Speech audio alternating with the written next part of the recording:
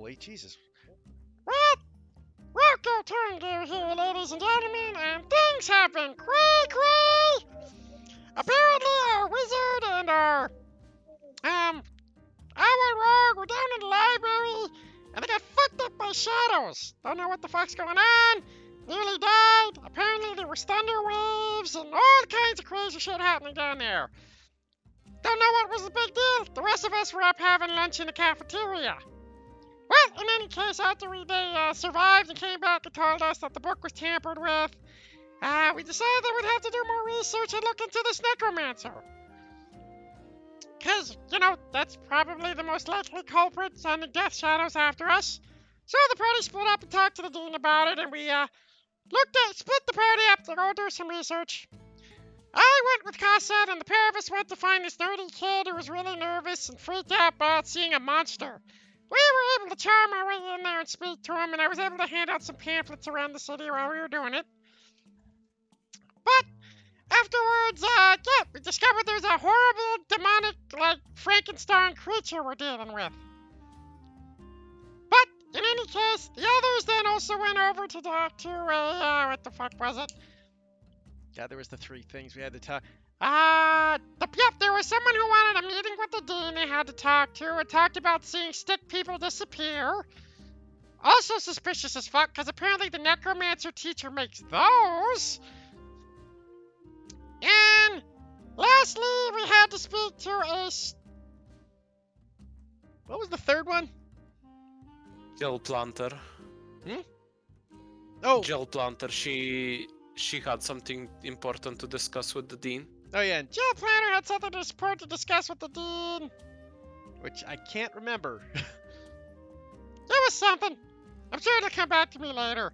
One of the twig guards kind of just stopped and walked off when they normally don't do that. That was the thing. Yeah. Twig guard is still fucking up weird, that's right. In any case, afterwards, we decided to go break into their office at night to see what we could find out, but we're blocked by a big fucking magic wall. Goddamn fucking wizards. In any case, we'll have to talk to the dean about this in the morning, cause it's late and fuck it. Also, Tutu disappeared, no idea where the fuck she went. Per course there. Alright. You may take your inspiration. You mean the one that I have had and never used since the beginning of the game? Alright, you know what? Fine. No more inspirations for pre-game. Alright? Fine. I'm just saying. You're not using them anyway. I haven't been using it with Rocco. I haven't needed it yet. No, it's fine. It's fine. Everyone else gets inspiration, but Heath.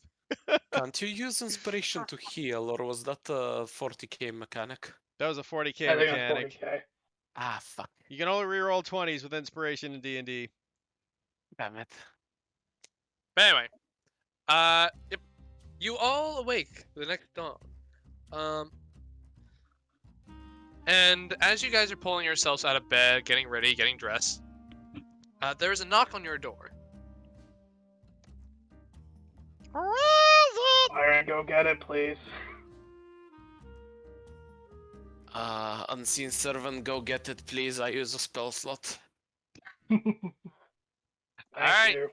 You burn a first level spell slot to form your unseen servant as it just and opens the door.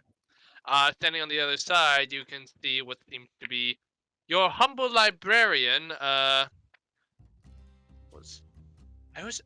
always fucking forget his name.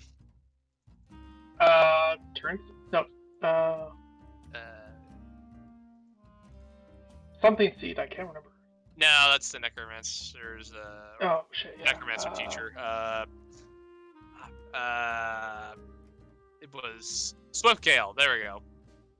Ordained Swiftgale. But you see him and he says, "Oh, good morning." Set up, Must be Dave! familiar, just kind of looks confused. He can't speak. He looks past your unseen servant at the rest of you. So on behest of Master Rocco here, and looked into that page you gave me. Oh, what'd you find, Mac? Right, you copied that. Well, after looking over the page, I noticed something very unique about the penmanship about it, and I recognized where some of the calligraphy came from. Okay. This seems to be a page that may have been torn out of a very sensitive book we keep in the lower library. The Necronomicon Ex Corvus. Holy Clataverata Nicto! Yes. Gesundheit, the both of you. Thank you. This is concerning. Wait, you guys have a copy of the Necronomicon? Well, there's only one. It's the Necronomicon Ex Corvus, but Wait, we have a copy of the Necronomicon? the one and only, yes. We're not. No one's really supposed to take a look at that. At least not take it out of the library. That's never stopped me before. Hopefully keep it in your Question, pants should you- already! Quick question. Why is it here in the Wizarding Library instead of, I don't know, in a Holy Order? Where it can be guarded and kept secret, so that way nobody can ever access it? Well, its pages are allowed for research purposes, but we're not allowed to, obviously use it for anything. I mean, nothing like I won't- keeping a book penned in the blood of the innocent and made from the flesh of people. Well, it's not made of flesh. It's parchment, as any other book. Yeah, I thought the parchment was flesh-based, though. Like they No, it's switched scale-based. I think. I'd say. I don't think we have the original copy of the Necronomicon here, Rocco. You said it was the one and only. Yes. Yeah, but that's what every wizard says about every precious book they have. Yeah, Oh. it's trying to impress. It's just, you just say that when you're trying to impress somebody. Yeah, I got the original Necronomicon. You want to see it?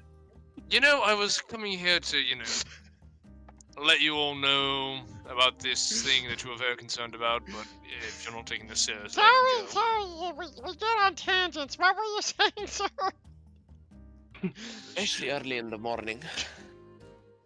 Well, I looked into it for you, and considering this was of great concern, and if you wouldn't mind keeping this to yourselves for the moment, and making sure none of especially the students know, the Necronomicon Ex Corvus is not where it's supposed to be. You saying someone stole it? I would prefer borrowed without my knowledge. Ah! I get ya. So someone borrowed it without your knowledge in a place that could be anywhere, including not on the campus anymore. Rufus just kind of raises his hands again and says, don't any of y'all have a spell that could locate objects, perhaps? Yeah, that's an easy one to Someone's block, good enough actually. If someone's good enough to steal from the avium, and especially steal something that known, I'm pretty sure they would have acquired the lead box prior. Exactly. It's not really hard to get around that one. Eh, worth the question. So, as you seem to already be looking into a manner of things, I would appreciate it if you could keep an eye out for the book. The exceptionally dangerous book that tells you how to raise undead armies and create the end of the world. Gotcha, we'll keep an eye out. Well, it's not that interest, just it's many terrible necromantic secrets, that's all. So, raising an Don't undead Andrew, army you're speaking is in Latin. about the end of the world, gotcha. Not end of the world, just the enslavement of perhaps a region the size of Humblewood. That's much better. Can we keep Also, Roko, raising an undead army isn't that difficult. I hardly think you would need the Necronomicon to do it. Just makes things more efficient, though. I don't want to hear this. I don't want to hear this. Just okay. Just please keep an eye out for it. Please don't tell anyone. What's it look like? We'll do We'll our keep an best. eye out for it. Sorry for sorry for going on those tangents. Can't follow Fine. the works. It's fine. It's fine. I'm just. As he just kind of walks away in a hurry. Seriously, what's it look like? Man, this campaign's gonna go great. 'Cause now we've taken this Disney-esque adventure and turned it into an R-rated adventure, and now gonna turn it into a Sam Raimi movie. It's gonna be great. This is my boomstick. God no! It's just a bunch of recycled pieces of it's just like a couple of tubes of recycled metal. Yeah. Go just slapped together. No, it's gonna be Wainwright's gonna show back up and it's gonna be like, now this is my boomstick. Yeah. He just cuts off one of his arms just so he can put a chainsaw on one of them. Don't forget, recycle smart. Recycle smart. At this point, Cassette like pokes her head into you guys' room and is just like, "Did I miss anything? I just saw the dean in the hallway." Oh, hey, Castle. Yeah, apparently someone stole a book of complete darkness and evil that's going to destroy all mankind. Or animal Oh, this kind. librarian. How are you in the male dorms? Also, that was the librarian, not the Or dean. not, yeah, my bad. Also, you guys are kind of set up in your own little like offshoot of the dorms. It's kind of more like a guest chamber, really. Plus, Cossette's Oh, a shit, rogue. I'm right. sure they could sneak through the male dorm to get peeks if they want. Lyran wouldn't believe that. Also, fair enough. Fair enough. I keep forgetting that I'm not in the dorms. I used to be there all the time. Oh, fair enough, fair enough. In any case, yeah. So apparently, everything about this is screaming evil necromancer. And not Well, ours. That does confirm our I'm not suspicions. evil. I think. I am 75% sure I'm not evil. I'd like to roll insight that he's not evil. Go for it. Natural 20. Hold on. Yeah, just GM This it. would- Unsure of what Lyra's intentions are. I mean, I'm not lying, so I seem to be telling the truth. Alrighty then. Alright, so now we're dealing with two world-ending problems. I think they're related at this point. Yeah. So, do you think that maybe perhaps this Necronomicon summon that fire spirit? I don't know, is it an undead fire spirit? I don't know, does Necronomicon... Maybe. I can't tell, but I can't really tell with all the flames there, you know? Fair enough. He turns the light. Larry, you kind of know about books like that. Would that kind of thing be in there? It's a necromantic book and that's an elemental. No. But if It could be an If undead one elemental, needs- you don't know. if one needs a large amount of negative energy, for instance, a very destructive fire elemental might be a really convenient way to achieve that. Ah, I see. So it's like mass fair. selling. It's like a fire sale. So we need a really high-end, a really powerful caster to create something like this, or at least summon it. And so far, the necromantic professor seems to be our best bet. So far, it's an early lead, honestly. Yeah. Although for some reason I just have this sinking feeling that it's too obvious, you know? I actually have a And I'm basing this off of way too little. Oh, go ahead regardless. Old divination professor went, and let me just scroll up so I can find it. Oh boy, the Laura solo session really did make a lot of things. Ah, fuck, it's not here anymore. Shit. Did anyone copy the thingy? I'm pretty sure that wasn't in the session. I think that was in the chat. Like the general. Was it? But it was meet the teacher was well, good, and meet the monster go. was whoa.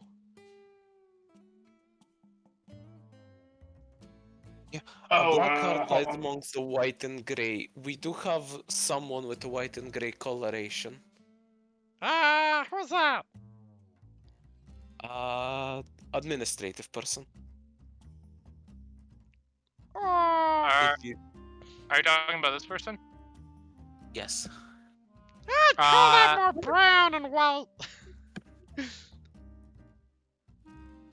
In my defense, I couldn't actually see exactly what color that was. It's a really small token.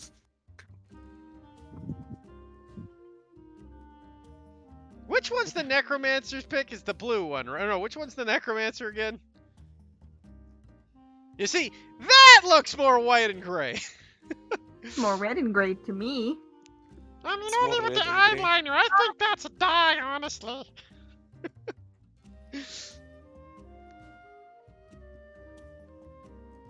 I mean, I'm willing to go with whatever you are, really. Could be the librarian. He's kind of gray.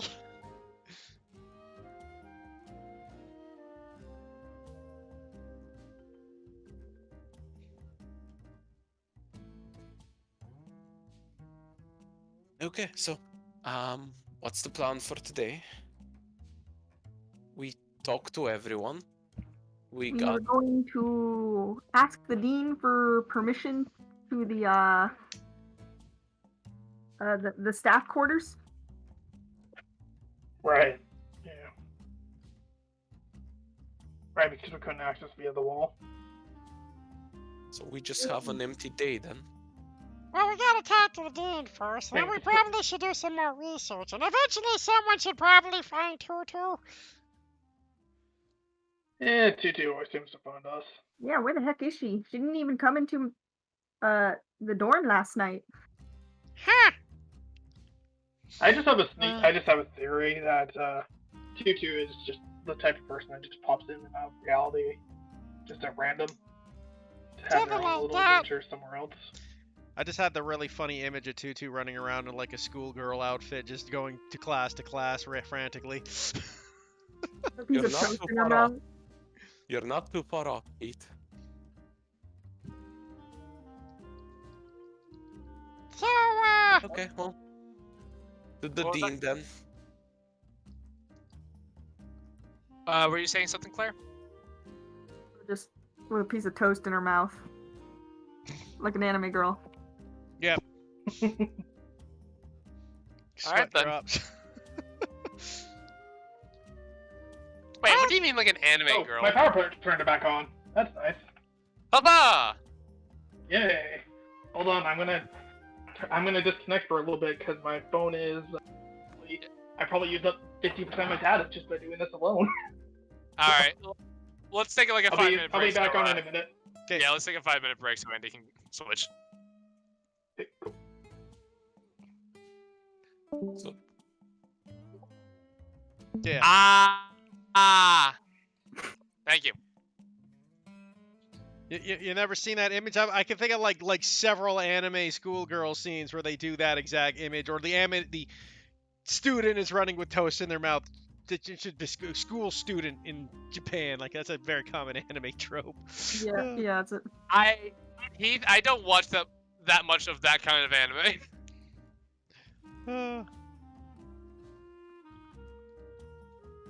Damn, alright, that's apparently a thing. I told you. And they're not all like schoolgirl ones. Like some of those are freaking action animes. I'm pretty sure the top left is Evangelion. Yeah, it looks Yeah. like Yeah, it. top left is Evangelion, and the only other one I recognize is the top middle, which is Sailor Moon. Yeah. Bottom right looks it's meant for familiar, everything. but I'm not sure. Yeah, it does. Now I want to see a picture of Tutu doing that, because now that I have that image in my head and it looks funny. Does. Perhaps I will deliver. I personally believe Tutu wouldn't be caught dead in a schoolgirl outfit, but that's me. Well, the avium has more like robes. Yeah. And Constance, you do notice like Tutu's armor and weapons are in the dorm room. Interesting. But Hopefully she doesn't get mauled while she's away. Well, Laura we should have- also. We have seen Tutu almost kill a man with a book, and she is well armed. I pointed the avian.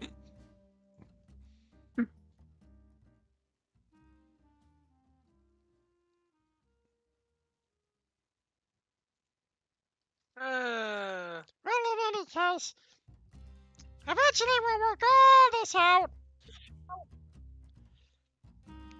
What? You know, What? you know, You Yeah. lad. Oh, Lego.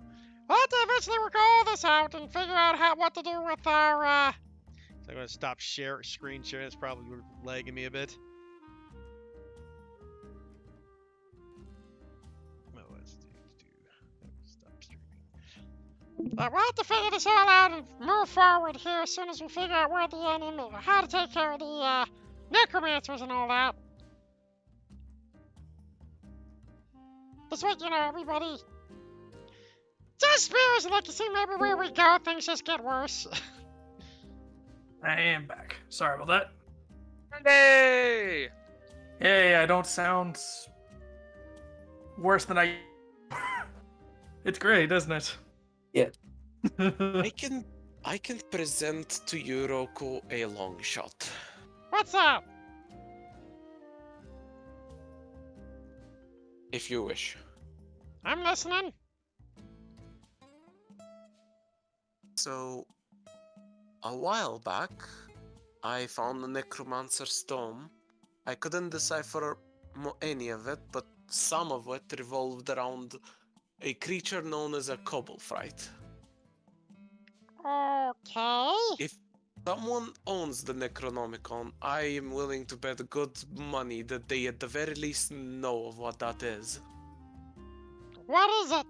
And if the necromancy professor owns the Necronomicon, and if you were to casually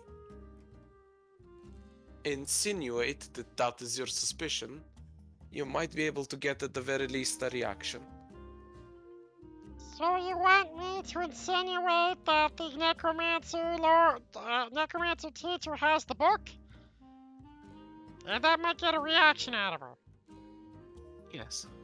Maybe we should just mention that we know the book's missing and see if that gets a reaction, rather go straight to the accusation. I mean, weren't we told that we're not supposed to suggest that the Necronomicon is missing? I guess that's true. Either way, I mean, We were told specifically by the dean to be as discreet as possible. So Fair neither enough, of those options are that discreet, honestly. I mean, you wouldn't be doing it in front of the entire class. You would Alright. ask a question solitarily, and to be fair, if we prove that the necromancy professor is either guilty or innocent, in the case of guilty, we're being as discreet as possible because we just discovered the criminal. If she's proven to be innocent, you tell me of a better expert than her to let in on to this. I suppose you got a point there. Anybody else got an opinion on this? I don't know. For some reason, I've read a lot of mystery novels back in my time, and for some reason, this just seems like it feels too obvious that it's the teacher. But like, I don't know why. someone's trying to frame them? Yeah, I don't know. It just feels. I have a gut feeling like this is just feeling a bit off. I mean, it might be. Well, do we have any other suspects? Literally Not nobody. really. No, not really. I mean, the only other suspect is standing in the room with us, if we were going to be honest, and he really doesn't count. I mean, her only qualifications for being our suspect is she's the person that teaches necromancy. Actually, she's the person that teaches defense against necromancy, but hey, here we are. I mean, in that sense, any one of her students could also be liable. But they gotta be. I mean, that's not the only reason, because remember, the stick people are acting weird, and she's responsible for them, right? Yeah. She's responsible for creating them. The dean made that one. I pointed the one trailing me. Did he make it or did he acquisition it? Sure, he made it. I'm asking I Michael. might be wrong. Lying from what you were told, it sounded more like an acquisition with just a slight modification. Whether he did it or fair not, enough. he wasn't clear. I was under the impression that he conjured that whilst we were in his office. No, he kind of went over to like one in the room, kind of flicked it on, and I see. My That bad. that may have been my that may have been a poor descriptor on me.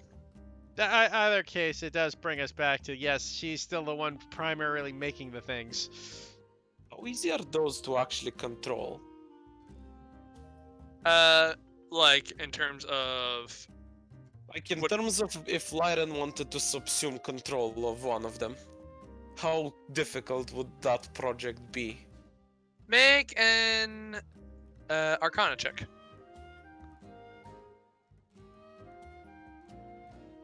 Character Arcana. Okay, 101. Lyran, you're aware that these things have been around even when you were a student here. From your understanding, Nightseed had more or less, Glenda Nightseed had more or less kind of took some necromantic theorems, but kind of more or less translated them into transmutation. To kind of install these with a puppet form of life. Not dissimilar to that of raising a corpse, but kind of more ethical, as this relies more on the pure arcane to do it. It's less efficient, from your understanding, it's less efficient than if one were to raise the dead, but given the right time and materials, it's still possible to make these things without the direct use of necromancy. However, as to take control of one, once it's already been made, they're not the most complex constructs. Certainly would be possible.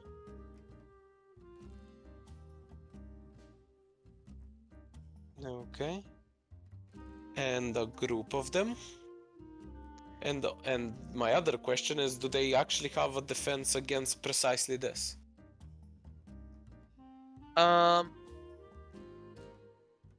To take control of a group of them, yeah, should still be possible.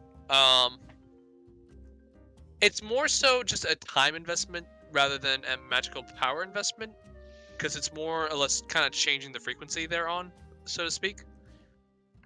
In terms of, and what was the second question? Is there like a security system precisely built to prevent this? That would be a little, that would be a little beyond you, as you've never really had to ask a question like that, and that's a bit more in the details. You're gathering, if they thought of it, there definitely could be, but they weren't thinking of it like that, and considering the fact that these are very simple servant-based creatures, you're not entirely certain if they would have even bothered. Okay, well.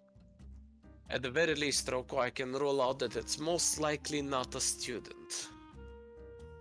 A little too advanced for Because that. subsuming control of a couple of these would probably be a time investment.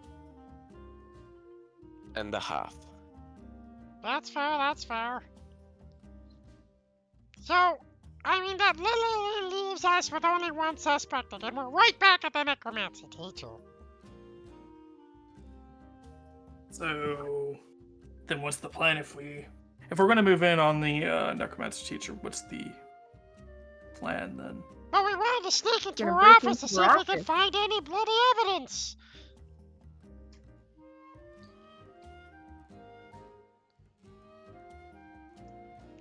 Remember, we did that last night, but we couldn't because of the wall, because we need permission, so the dean hopefully can give us that. Exactly. Maybe one of us should have a cast Either of, one of you could. Either of you lend me 15 gold. let me see how much gold I have. Yes, hold on. Rufus will reach into his pocket and pull out a few gold pieces and hand them over to Lyran. Here you go. Should cover everything. What do you need him for? If we're gonna be sneaking into an office, I would really enjoy to have invisibility. That is a very fair. What does the 15 gold need for invisibility? Yeah, Wait, no, invisibility you only need is an eyelash encased in gum bareback. What? I am going to need to purchase a scroll of it to Oh. transcribe it into my book. I see. Speaking of which, that is most likely what I'm gonna be doing once you were talking to the dean. Fair enough. You guys want? Well, if we're going to talk to the necromancer, if we're going to fight a necromancer, it'd probably be best if I got silence prepared, so that way she can't cast spells at us. You know, just in case. That's true. I still have my enhance ability ready to increase someone's ability to pick locks. Right, Casa? Yeah. Kasa, it was like not paying attention at all. She's zoning out. In any case, we'll worry about that when we get there. So let's all head over to the dean's. You go take your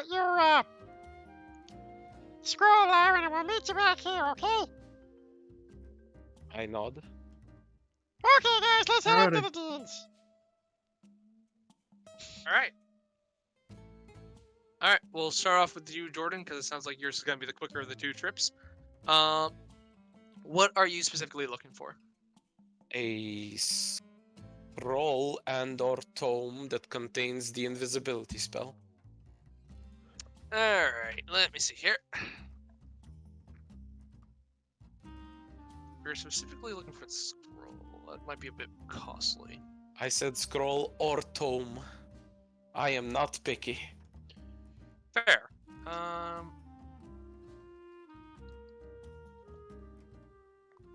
Alright. Yeah. It will take you more or less the better part of a day. But you can find what you need to. You will need to purchase the ink, though. The ink and parchment you need to copy the spell down, though, for it. Okay. Sorry. So I believe that's going to be 100 gold. Down the drain, yep. But you could probably, given your aptitude and knowing where to go, considering you are an avium student, I'll say you can probably get that process finished by, assuming this is, you guys get up around 8 in the morning, you could probably get that process finished by 1 or 2. Okay. And then I will go to the room and wait. Alright. The rest of I you, was wondering. I was wondering for the planning stage, is there if that would be a good use for inspiring leaders, because everybody knows what they're doing now. yeah, I mean, I'm just assuming you're doing that kind of in the Okay. morning before you guys break to do whatever you do. All right, sounds good. So unless you really want to roleplay that out, I'm not. I don't have anything prepared, so yeah, I'll just say that Rufus just that the playing stage was just the reason why they're all feeling a bit tougher. Works for me. Like I said, I'm not gonna have you do it every short rest, because that would be ridiculous very fast, and you would also retread material very quickly. Yeah. But the rest of you, as you ascend the elevators up to the administration's office, you once again find yourselves in the office of the dean, who turns around on his swivel chair across his desk, and he goes, "Ah, wonderful to see you all.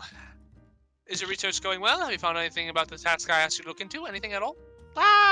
Door's closed We behind might us, have. right? Yeah, you can close the door behind you. Okay, so we got some good news and some bad news. And some really, really bad news. That sounds bad. It is. Yeah. Oh, hit me. Well, the good news is we have discovered a bit of research and found out made a little progress in discovering things about the elemental.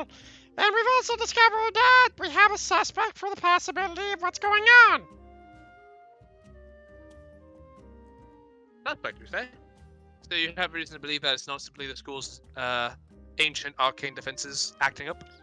I mean, it's a little hard to, it's a little bit suspicious if it is, considering, we have other circumstantial evidence that would indicate it's a greater threat. Alright, I'm all ears. So first off, we discovered that apparently all the twig people are acting kind of weird. Alright, but how? Apparently wandering off where they're not supposed to, going down, like, secret rooms, things like that nature. Interesting. Who told you this? That was the person who wanted to talk to him, right? Yeah, that would have been Gel. Yeah, Gel Platinum. Jim Planter. That is the thing that she wanted to discuss with you. Oh, Gel, yes. Honor students, yes, sir. Very odd. Alright. Also, we heard from the boy that has the PTSD experience that he saw a horrifying giant monster outside his window. Do you mean Piggery Piggins? Yes, him. What kind of horrifying monster? It wasn't an ember bat or anything. Like a giant ember bat or something. No, he didn't really get a good look at it. It's it was obscured to him, wasn't it? It was kind of obscure, just kind of big, climbing up the wall. That's correct. So- I'm recalling that, right? Yep. More specifically, he told you that while he couldn't get a good look at it, he saw these 4 glowing eyes, and it seemed to be like a large-sized creature. Oh, that's right. The large creature with 4 glowing eyes climbing up the side of the wall.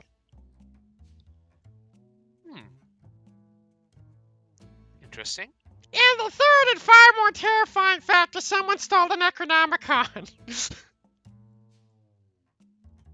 You say what now? Book of the Dead, wrapped in human, written in human blood, wrapped in human flesh. What the hell's a human? Wait, no. Wait. Are you sure we're talking about the same book? Because I'm pretty certain the Necronomicon Ex Corvus isn't written in blood nor. Yeah, bound no, in the flesh. librarian guy said that. Come on. No, yes, but the I wasn't actually saying that as Rufus. I was just making a joke. Ah, okay. The Necronomicon was stolen. Oh.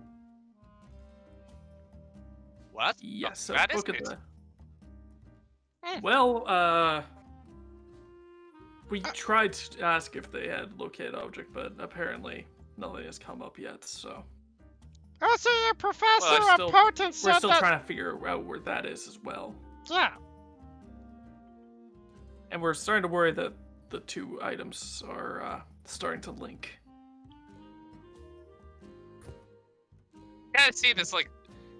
Obviously, you can't see his skin underneath his feathers, but if a bird could look pale, he absolutely would at this moment. He says, "Well, then that's really bad. Oh, By the way, Heath, you forgot to mention that the PTSD was infected with necromancy. Oh yeah, the PTSD guy also had a necrotic aura surrounding him. Actually, now that I think about it, maybe we should go back to that guy and check him out. Now that we know that the Necronomicon postmortis or whatever it's called has been stolen. Yeah, I think we should go back. We should go and check up on him again. Make sure he hasn't dyed his dress. Yeah. Or if he's the one that actually is orchestrating this entire thing, we just haven't realized it. Do you Last think the session, you nervous led him to dude... the. Last session, you led him to the infirmary. Don't worry, he's in a safe place. Nothing bad ever happened in the infirmary. Moving on. Huh. Oh yeah, and your professor reports instead say a riddle to us. A black heart lies among white and gray, but in the dimness it's hard to say who is friend and who is foe, the master will, the monster woe. So that would indicate there's some horrible monster about. Actually, quick question. When we went to talk to the kid with the PTSD, what color was he? What colors did he have? White or gray or what? I mean, he didn't have a token, so. Yeah, give me a second. I think that's your biggest damning evidence that he's okay. That he's okay. He doesn't have a token. As far as we know. Yeah. You don't know. I don't believe he has a token. No? Right No. there's our meta knowledge hint. No token. He's safe. Let me see here. Roka just calls up to Recyclia. Recyclia, help us figure out who this is. Recyclia just answers back, it's not the guy without a token. What does that mean?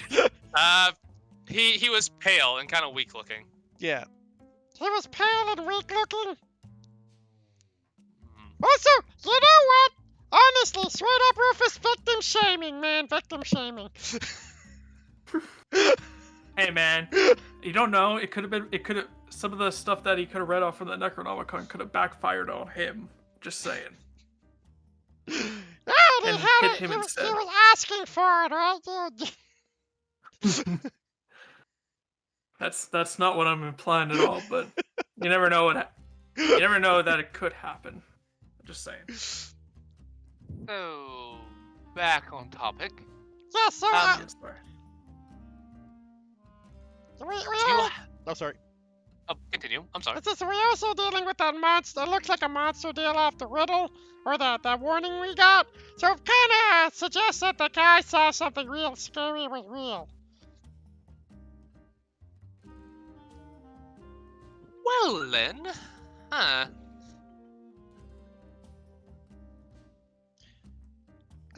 He kind of leans back in his chair, kind of puts his hands together, just kind of like he's in a thinking position. He's just like, Now, I hate to bring worse wares to you, but so far the only person we can think of that fits the bill for everything is kind of your necromancy teacher. well, that's just typecasting, don't you think? A little bit, I admit, but who else makes the stick people? Well, I'm glad to see that I'm not the only one with that thinks it's too obvious, you know. But I would have to bend over backwards to admit that it does not seem like it's. I mean, I would have to bend over backwards to say that it's probably not her. I feel like it. I All mean, the so evidence far, is pointing towards the her. only thing we have to say it's not her is that it's too obvious, so obviously her that it's not her. That's not exactly something that would hold up in a court of law. What if it's Exactly, so that's- obvious that it's not her that her actually being her would put you off of it, so you don't think it's her, but it actually is her? Yeah, what I was thinking 3 steps ahead. Everybody I just imagine everybody just stares at Ian after that, like Jesus. I gotta say, I gotta get like my 2 sentences in per session. There's nothing else better to do. That took all of yesterday to think of for him. Oh yeah! He was like, Like there's smoke coming out of his ears at this point. His antlers just catch on fire. But the dean looks at you as like, well, I mean, the quick bites could just be malfunctioning of some sort. It wouldn't be the most unheard of thing. We did have one a while back that more or less just started almost going into what seemed like a little funny breakdance. But en masse in a group going in the same direction. that would be a bit extreme, yes. And the fact that we're missing an Necronomicon, and the fact that, oddly enough, after our friend Tutu accused her of it, that's when our friends were attacked by shadow beasts in the library.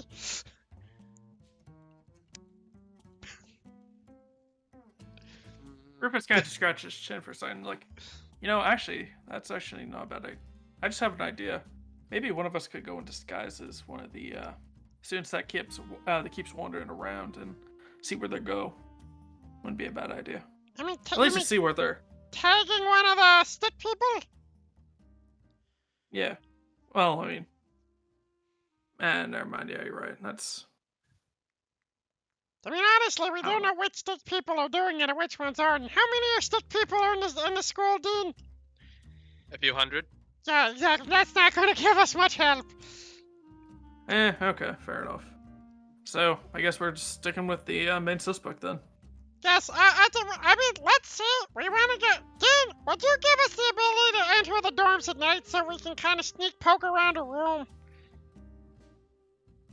Well, she would be staying in the faculty dorms, so I suppose if you want to go look, but she'll probably be sleeping there if that's what you're asking. She sleeps in her office? No, she sleeps in the faculty dorms. Are you talking about her faculty office? Well, yeah, that too. Oh, well, I suppose I could give you permission to poke around in there. I mean, we can also poke around her room when she's teaching, because then she won't be there. No, she won't be in her office while she's teaching. But are you absolutely certain you think it's her? Look, I am 100% on board with the idea of buying into a stereotype. Are we 100% certain? No, that's what we gotta check. But unless you can think of a better way for us to either figure out it's her or not her, I don't know what else to do at this point.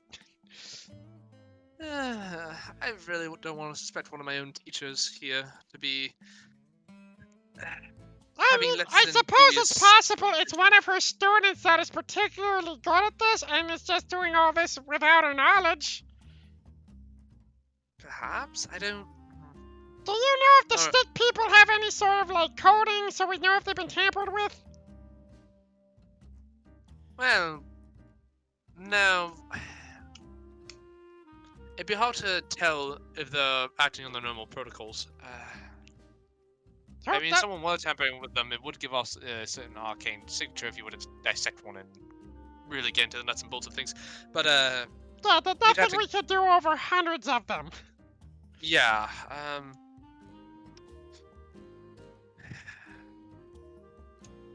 Alright. Broken McPhee!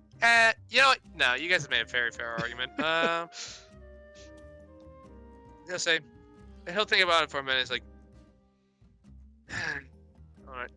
Given the severity of the situation, and I have asked you to look into this, I will give you permission to look and poke around her office, and if needed, her room.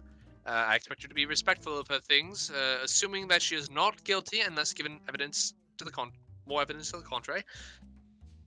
But I've known Glenda for a good number of years now. She doesn't seem the sort to delve in this sort of thing. I mean, I hope you so too. Honestly, it's just I don't want to go up and ask her, do you know any students that might be a problem in case she is it? If we can clear, then we can talk to her about it better. Because she's the second person who would know, but we can't ask her if she's the prime suspect, because she could just, get us to kill a kid. Very well. Yeah, follow me. Sounds good. As he will stand up. We'll take a quick look around her office. For now, she should be teaching classes around this time. And we can see if she has anything there that would be suggesting that she is the source of these incidences. Yep, sounds like a plan. I just realized a workaround on locate object, possibly. No, just because an object with a thin lead or even a thin sheet blocks the path. What happens if you look for a lead box? Does that mean you can't detect the lead box, or would the lead box count as the object? Hold on, let me check. I'm gonna actually look at that rule. Why are we I- asking these questions now? I would say lead just kind of comes up as a blank. That's fair. I When- was just curious because it's like the other way to work around to see if someone's hitting is like look for a lead box, and then they're trying to hide something because that's the only reason you'd have one. Yeah, no, I would just say lead just kind of comes up as a blank on Yeah. any sort of action like that. But you Laura should be topping in about 5 minutes. All right, this sounds like a good point to kind of like get her back in. Sounds Very good. cool. All right, so in that case, I'm gonna use the bathroom real quick. Yeah, go for it, Michael. Yeah. Like I said, it was just an interesting thought, though, right? It's just like Oh no, it's a good thought, but It's a good question. good question. But I'd have to say no. Well, no, yeah, it's a DM ruling, obviously, because the spell doesn't say. Yeah. I'll be right back. Which actually brings up an interesting point. If you build a suit out of lead, would you be immune to divination magic? It'd be really effective. I As- mean, the thing is, Heath, if you build a full plate suit, you'd theoretically be immune to divination. Connection. But you could also just be a mage that has cast non-detection for 30 days straight on himself. Or you can That's just what have a vampires do, same non-detection thing. amulet. Yeah. I mean, if you really look at the wording, it just says an object with the if there's lead or something in between you and the objects, then you can't see it. But what happens at the it just depends on how you word it, how you find the wording. I don't It's know. kind of like lawyer speak. Also, I imagine if it is what I just said, like, it's so obvious it can't possibly be her, but it is her because it is so obvious that no one would suspect it because it's too obvious. I mean, to be fair, that logic only holds up in narrative plot devices. In reality, the obvious person is 95% of the time the right one. Yeah. Like, I don't only know. in story narratives does the obvious person not be the obvious. I thought it would be funny for Ian to just say that. No, I don't know, know. it is funny, though. I'm It's not- true. I'm not doing really anything else. This is more intrigue and gathering information, and Ian is not built for that at all, and I already suck at that. So I mean, I have been sitting on my hands for a few sessions. Yeah, sorry, man. fine with it. Hopefully we can get moving here quick into some more action pace. Now you see, if there is in fact a lead box in there that needs to be broken open, I'm your man. But other than that, I don't know. I mean, to be fair, I've it does been- sound like there's an abominable Frankenstein monster we might be fighting soon. Now see, so- that's more my speed. Like, I have been obsessively shuffling my Magic the Gathering deck for the past, like, the entire session. And I've been, like, kind of zoning out. I don't know. Rip J. Listen, man. I did this to myself. I played a Barbarian. yeah, and the not thinking type. I will say, the funniest part ever is I've played Ascent into Avernus before. Descent into Avernus. I said that very wrong. But it turned out that my barbarian was the smartest member of the party. Because I rolled fucking nuts on my stats, and I was like, okay, I'll just dump charisma and I'll have like a 12 and a bunch of other things, and so I put a 15 in intelligence, and I was the smartest member of the party, and it was hilarious. I could believe it. It happens. Yeah. So I had like a 16 in con and dex, an 18 in strength, a 15 in int, a 12 in wisdom, and like a 10 in charisma. But like, to be fair, man, if I build Roko as a barbarian, that'd become more or less my stat array. Yeah. Because I only rolled 110. Everything else was 14s, 16s, and 15s. And Yeah. Still. I could have made Ian less intimidating, but I always find it dumb that you get intimidation proficiency with a lot of things with Barbarian. Like, it's one of the few skills, but everybody dumps charisma on Barbarian. it's Everybody. because most DMs will allow you to do intimidation with strength modifier, because a lot of people says it makes more sense that you'd be intimidating like your size than your wording, Yeah. right? Yeah. I don't know. And charisma's like it does make sense that yeah, they're good at intimidating, but a barbarian wouldn't be that charming, nor would they be great performers, nor would they be, the most persuasive. Yeah. Like, I mean, there's a lot of reasons where the charisma wouldn't make sense for a barbarian. Like, they I've wouldn't been in a lot of campaigns where that is the case, where you go like, okay, cool, roll intimidation with your strength mod instead of charisma. It's like, sweet. And then I've been in a lot where that's not the case, and it's like, I don't know. There hasn't really been a time for me to roll intimidation in this campaign because Michael already says that Ian's physically intimidating, because he fucking is. 7 foot tall, built like a brick shithouse. Of course he's gonna be intimidating. I still think it would be funny if you die and you come back as a Jerbean, though, and then he has I to swear to God, if that actually happens, I'm gonna hurt Jordan, and Jordan specifically, because he said it was gonna happen. It's like, I don't know. The assumption that you have the ability to hurt me is adorable, but I welcome the challenge. I have returned. Either I'm gonna hurt you or I'm gonna die trying, so it's a win-win. I returned. I'll make sure to inform your last of kin, Jay. I won't be cruel. Yo, Michael. Understandable. Has Laura arrived yet? No. No. Late again, I see. Alright, we'll give her another. She's already 4 or like an 5 hour late to every session, man. I don't really think we can start yelling at her for being late. Well, no, Yeah. she let me know when she was initially joining that she'll be late most of the time. So I'm like, that's fine. That's why I just am. But no, she messaged me. She's like, I'll ETA like about 5 minutes. I'm like, cool. So I will. See, your mistake was you trusted Laura. Wow. What?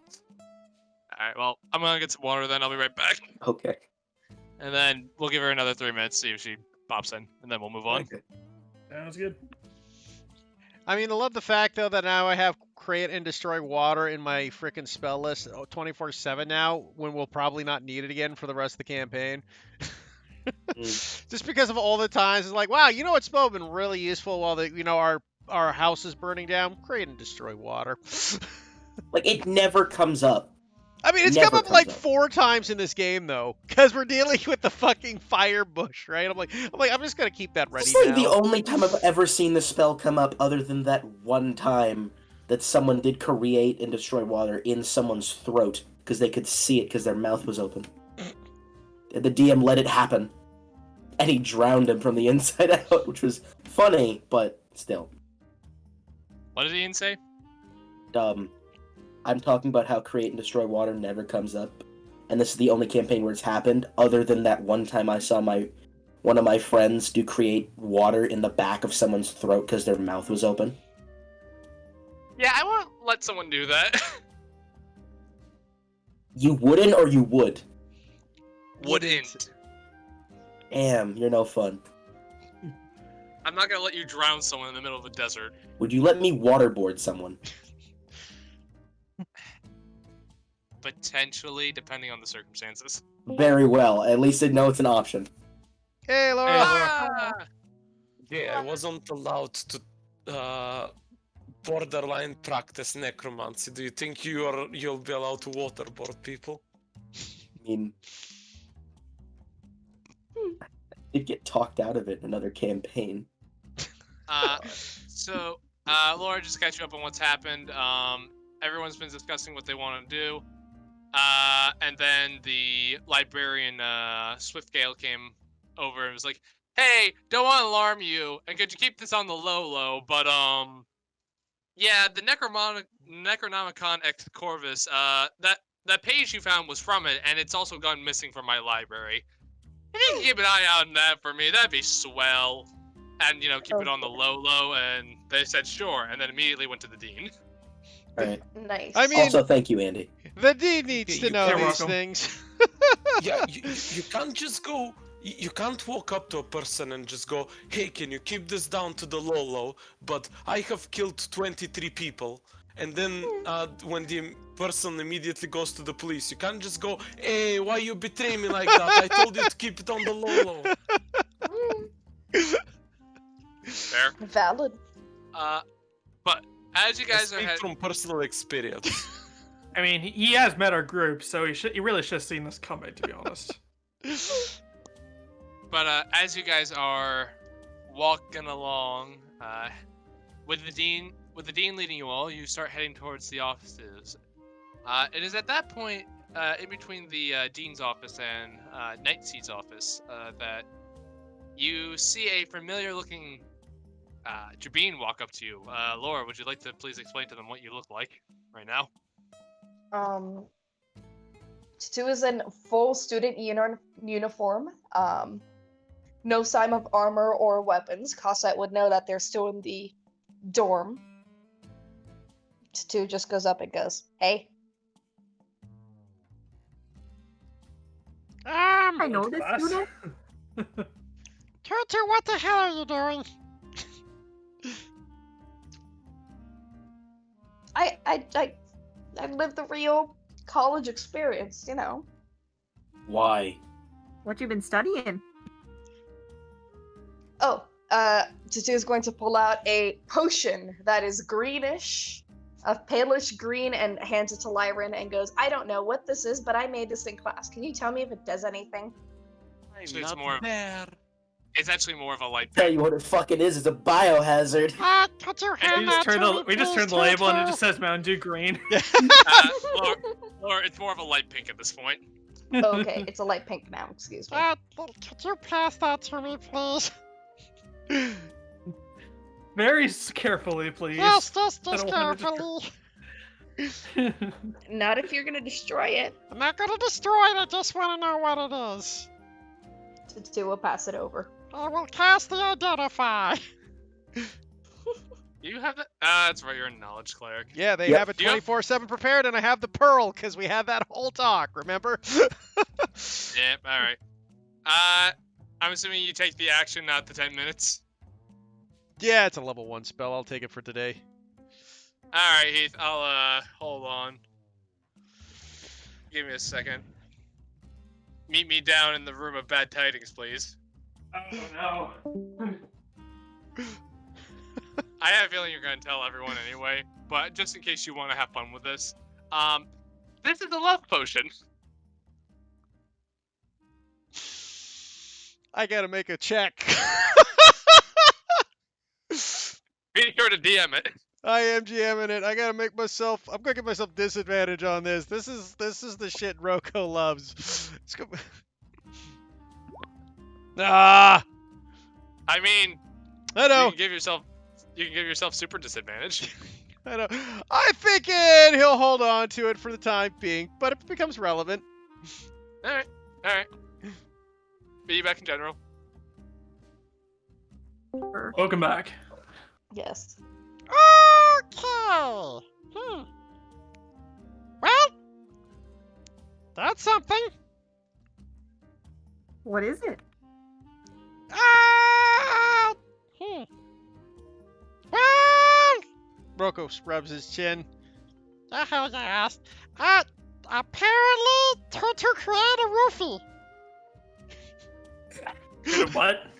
Wait. Really? Can you repeat that? I didn't. I think I misunderstood. I made a roofie, huh? Yeah, this is a love potion. Oh my That would god. come in handy. You never know.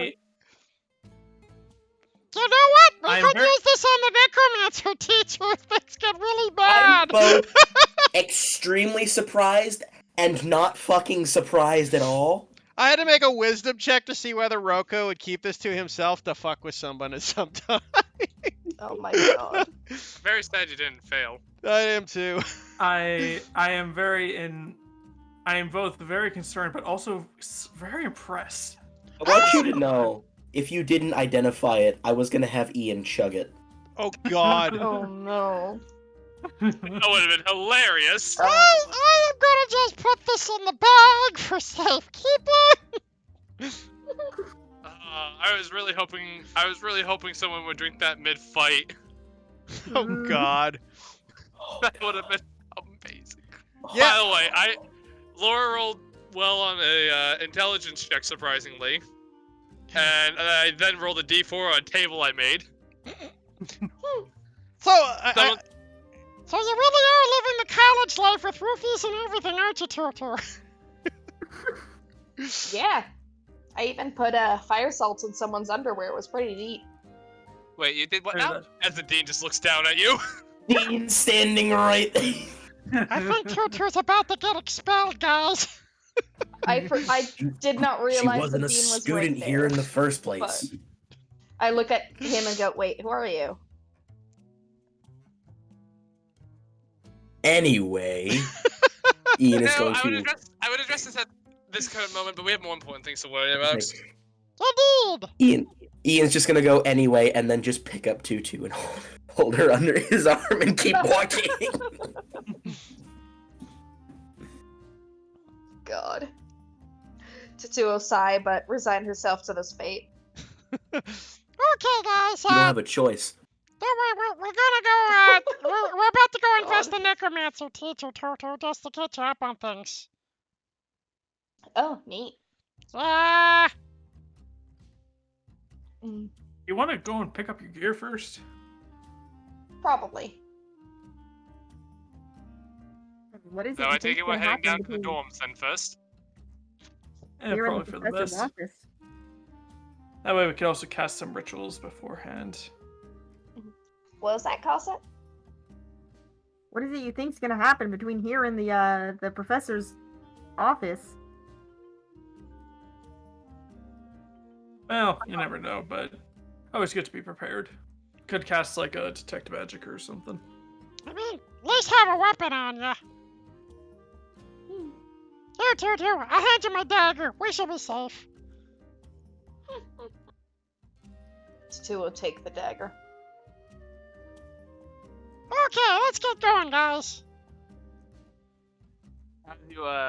As you start moving forward once again, the dean looks at you two and just goes, "Out of curiosity, though, how was your experience as a student for a day?"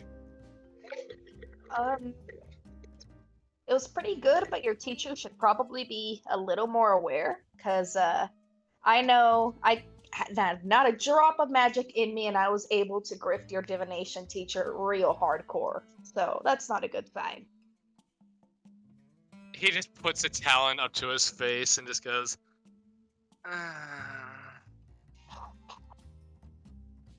Well, I'll have to have a chat with him at some point.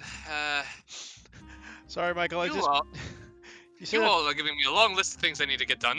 You know, dude, I gotta say, that's an impressive way you put your foot up to your face like that. That's great. I used to be a gymnast. Anyway.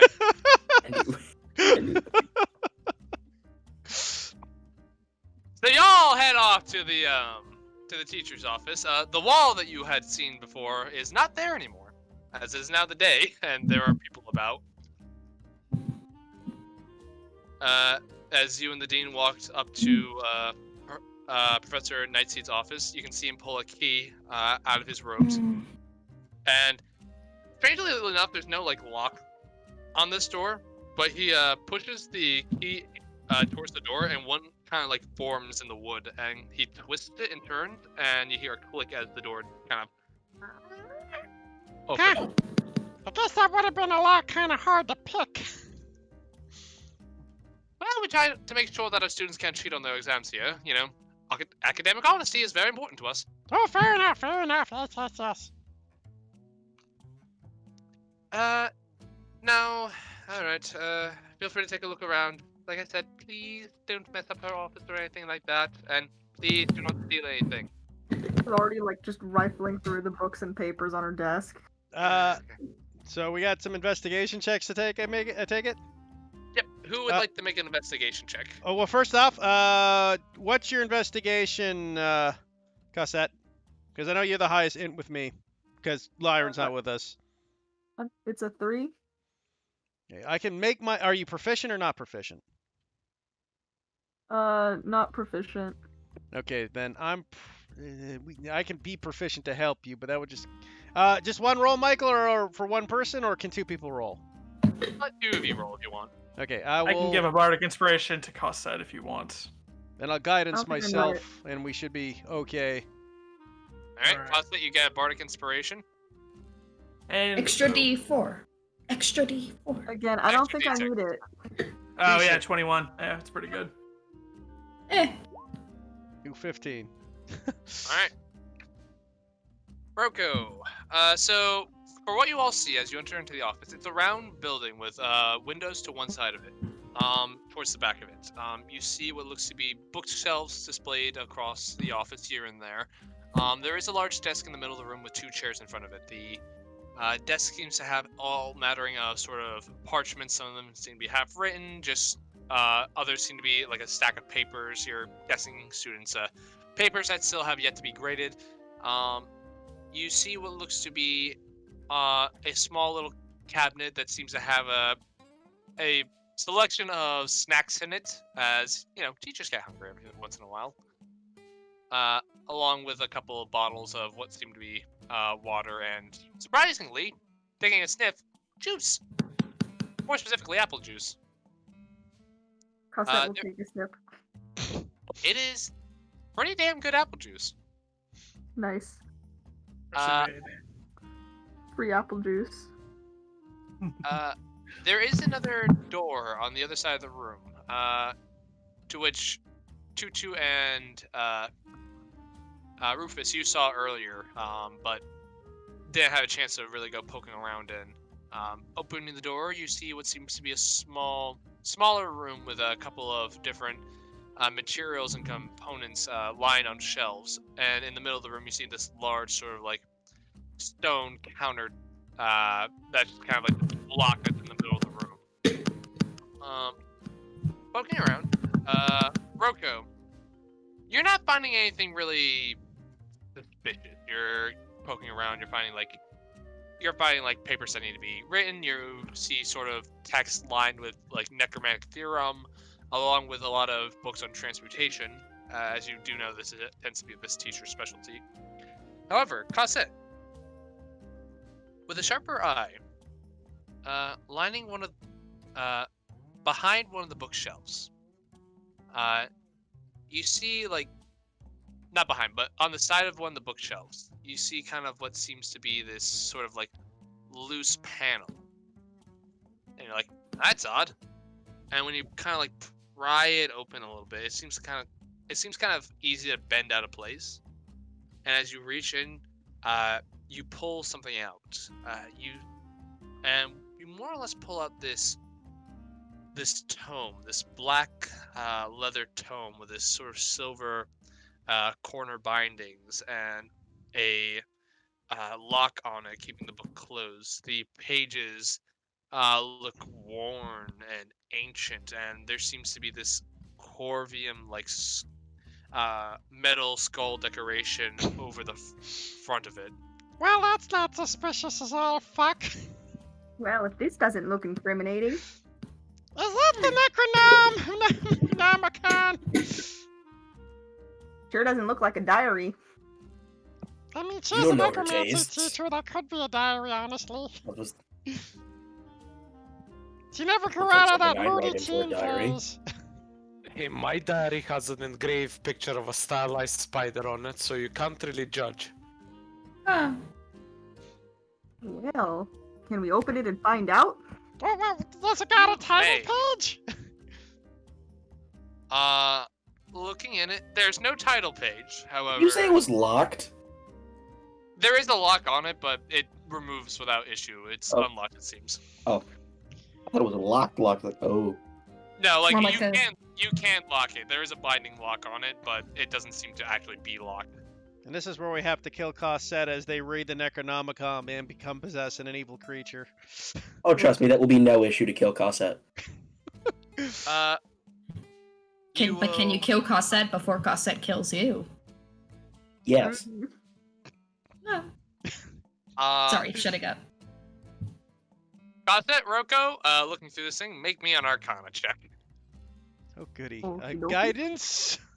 You still got I that. wouldn't- Oh. I wouldn't say you had time to guidance yourself before this. You got your D6, don't forget, Cosette. Oh, yeah.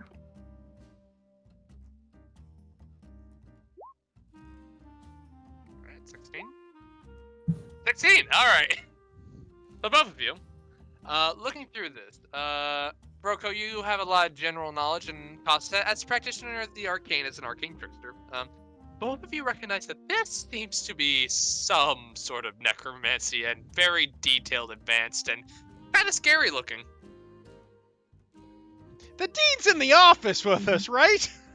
Yep. Douglas is gonna look at us like, enough, huh? Just looks at it, turns away for a second, then just turns back immediately, like head snaps back. He is a necromancy professor. Yeah, but in a locked compartment hidden in your desk. Don't want students snooping. This is really powerful evil shit. Like, this is beyond, like, the defensive arts, right? From what you can tell, this is not so much theorem as in this is detailed recorded practices of really dark and horrible rituals. I thought But we don't show it to Lyran. Okay.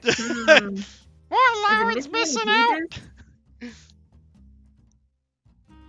Like, have any pages been torn out of it recently? Thumbing through, and I will say, given your previous investigation check, yeah, easy enough to tell as you just kind of leaf through it. You do see a page ripped out of it. Very interesting.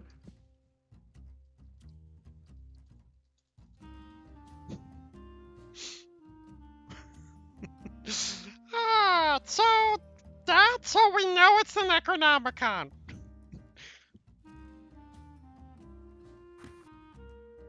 Should we show it to Lyran? I'll bet he would know. I mean, Professor, have you seen this book before? I'm talking to the dean. Or Dean, yeah. I'm sorry, what was that? As he kind of like steps into the room, as he was kind of like letting you guys take a look around. Oh my god, this! He says, pointing at the deck, the clearly evil dark book.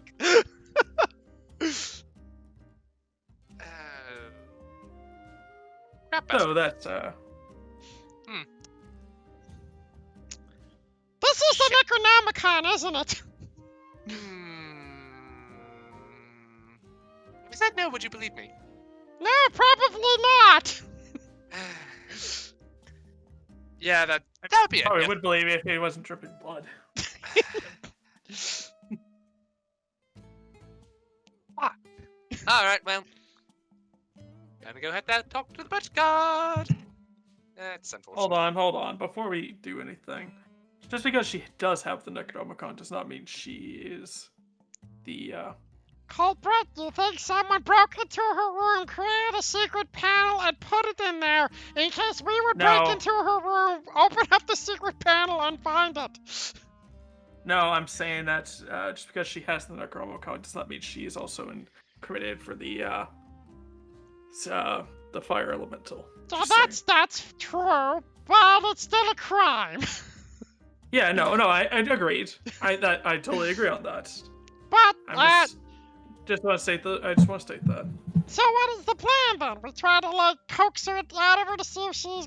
Or we can do one of two things. We can arrest her and sweat it out of her to see she's responsible for the elemental, or we can try to trick her out of it before we arrest her.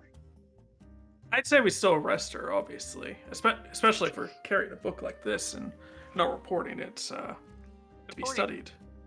Yes, before you continue your conversation, I do have to do my responsibility as dean to make sure that she doesn't run. Yes, Okay, of course. that's great. How are you gonna do that? Oh, we have always. Like I said, we have a very specially trained unit of the Purge Guard here to handle situations such as this. I thank you very kindly. I'm sure our librarian would be more than happy to know this is back. Okay. Do you want us Would it to be take okay it if we back investigate to the him? rest of the room to see if we can find anything about the missing pages from the other books? By all means, We appreciate it. you're free to take a look around. I have preparations to make. I will be with you all in a few hours. once you're done poking around here, would you be kind enough to return that to the library where it shall be kept under a tighter lock and key? No worries, Mac, and we'll keep it nice and safe. As Rocco puts it in his bag. Perhaps we should And- go and return it now, so that way we and- don't have to worry about it later. And also, make sure your wizard friend doesn't see that. Otherwise his little thing will let me know. Oh, And I I have enough to figured deal with he'd today. probably explode. No, we won't let him know about this. Thank Yeah. you. I Do appreciate you have a lead box or something, just to make sure? It's in the bag of holding. Oh, okay. That still pings, actually. No, it's in Does another it? dimension. That doesn't matter. It still pings. How? I don't know. It does. Where- Fucking sage advice. I disagree. I don't know, Michael, you're ruling. Michael, you're ruling. Yeah, it's a Michael's ruling because that's not an official guide. That's just a discussion. We'll burn that bridge when we get to it. Yeah, it shouldn't ping. It's in another dimension.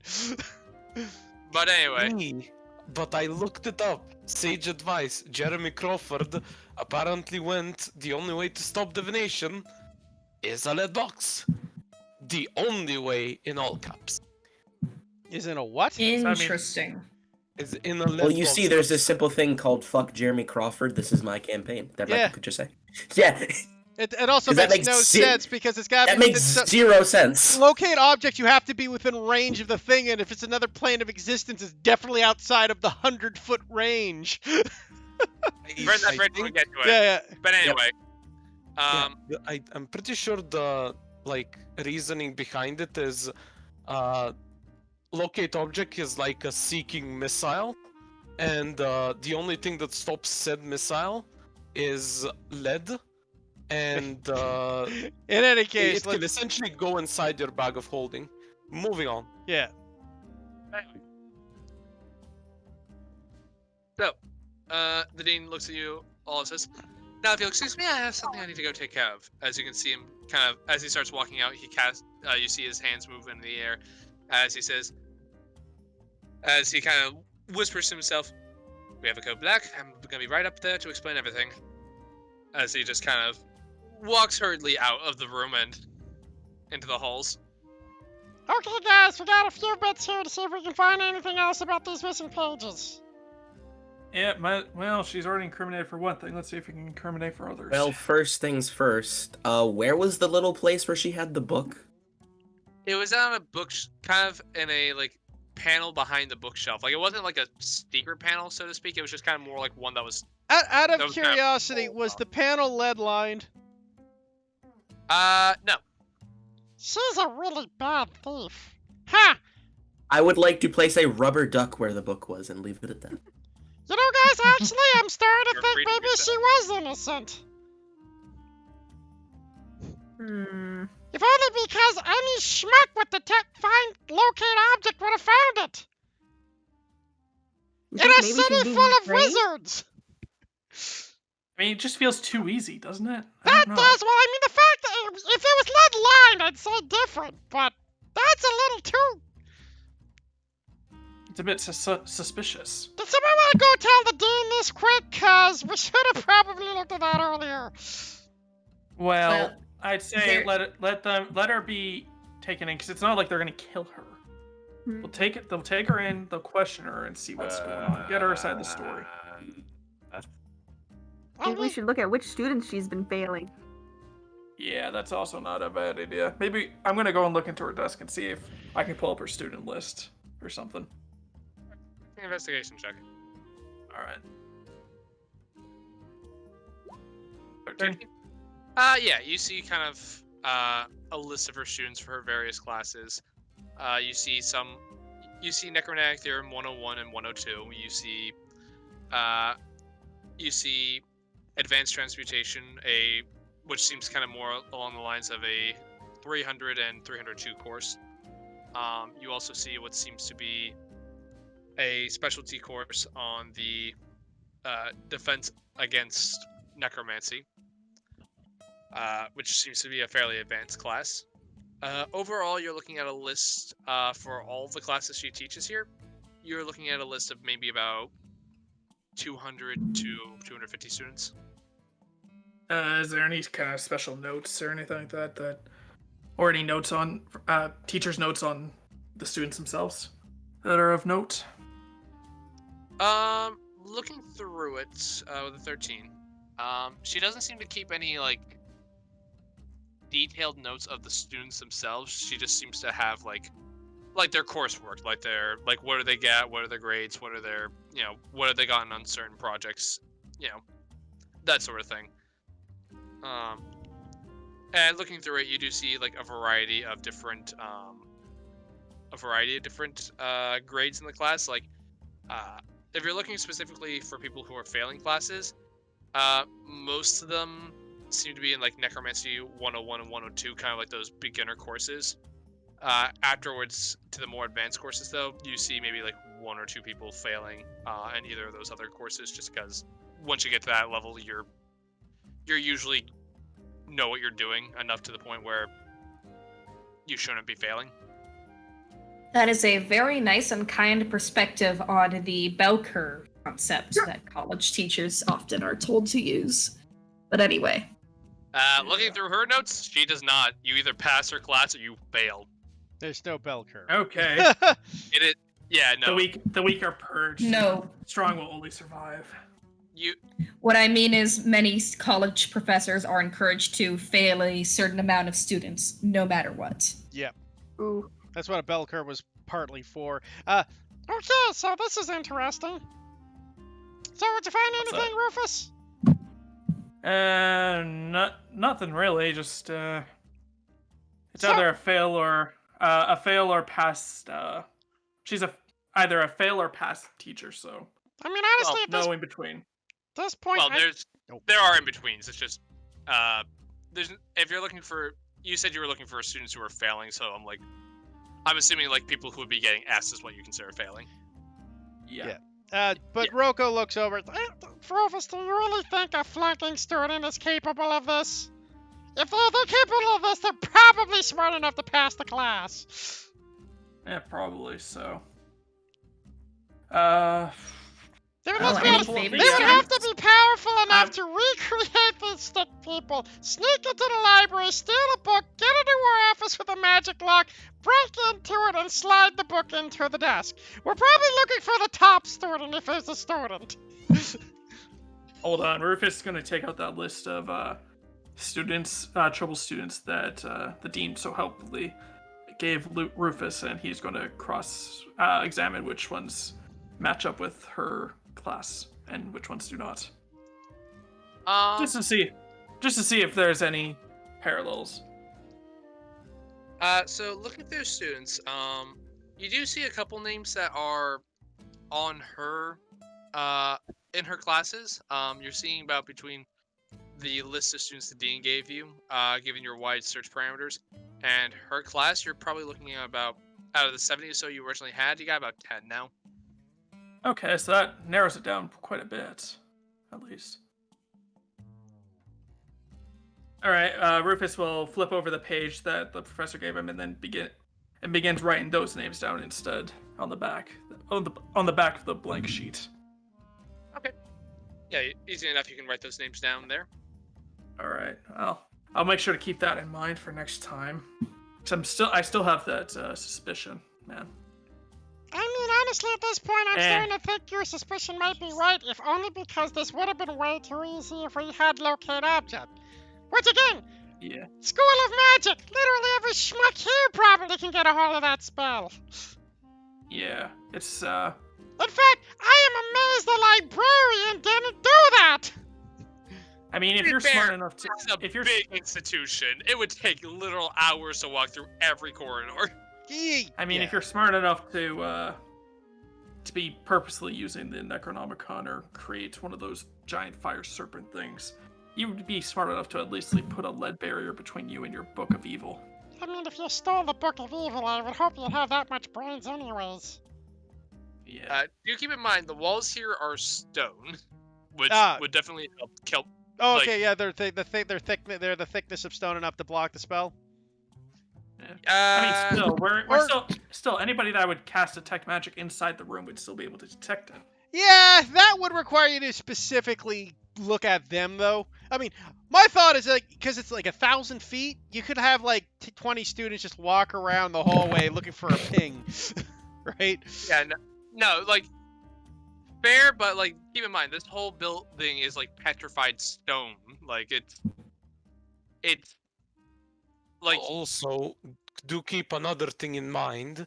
If you want that 20 student party walking around with detect magic, you will need to sit each one of them down and go, so, not to alarm you, but our institution lost the most powerful necromantic book in existence capable of granting dominion to one person via the use of necromancy to this entire realm. Could you help us look for it? I mean, 20 teachers then.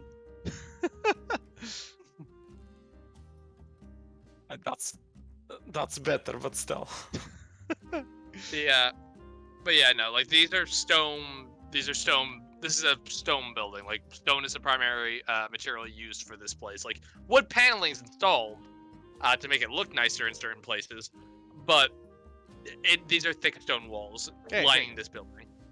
Well, in any case, so I think she's probably still got a good chance of being guilty, but let's keep the possibility open in case we just, end up facing a horrific monster anytime soon.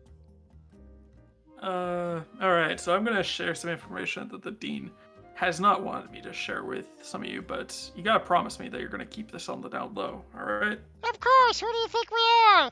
That's my heart. Alright, everybody gather around, and Rufus is gonna pull out the list of the 200 student names that he was given by the Dean of troublemakers. And he's gonna say, so I've cross-examined some of the names from some noteworthy names off this list and some of the names that the Dean has provided me. And I've narrowed it down to 10 people. So hopefully that if she is not the one that is causing all this to happen, this list would probably provide us with the next best answers. These are 10 more new suspects we could look at. Well, Sorry, I can't speak today. you want us to look at these 10 people too, just because... actually, I'm thinking about locate object again. The stone doesn't help, so I don't know. But in any case, yes, maybe we should look into them as well. See if any of them are gray and white. That's not a bad idea, actually, yeah. Wait, are we just saying that we're racially profiling people now? It seems that way, I feel doesn't kind it? Yeah. It could be any race. Just, it's a specific color. Yeah. Still feels kind of bad, though, doesn't it? Yeah, so It's we really looking be for judging someone with a certain hair color. Man, all those white animals, man, they're to ruin this nation. They're ruining the forest. Okay. I'm joking, don't worry. Wait. You were gonna use 6. Okay, she remembers 6 names. Good. Okay. Yeah, but we probably should keep these 10 student names in mind while we're continuing to investigate. Could come in handy. Okay, so we now realize that we need all of this. Anybody else got any other opinions on what we gotta do?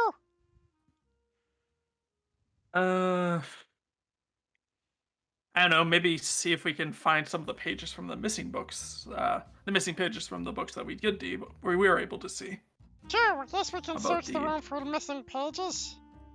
Yeah. In fact, Does who Actually, found... quick question before Sorry there, Andy. No, it's alright, you first. That's a quick question. Where did we find the Necronomicon missing page?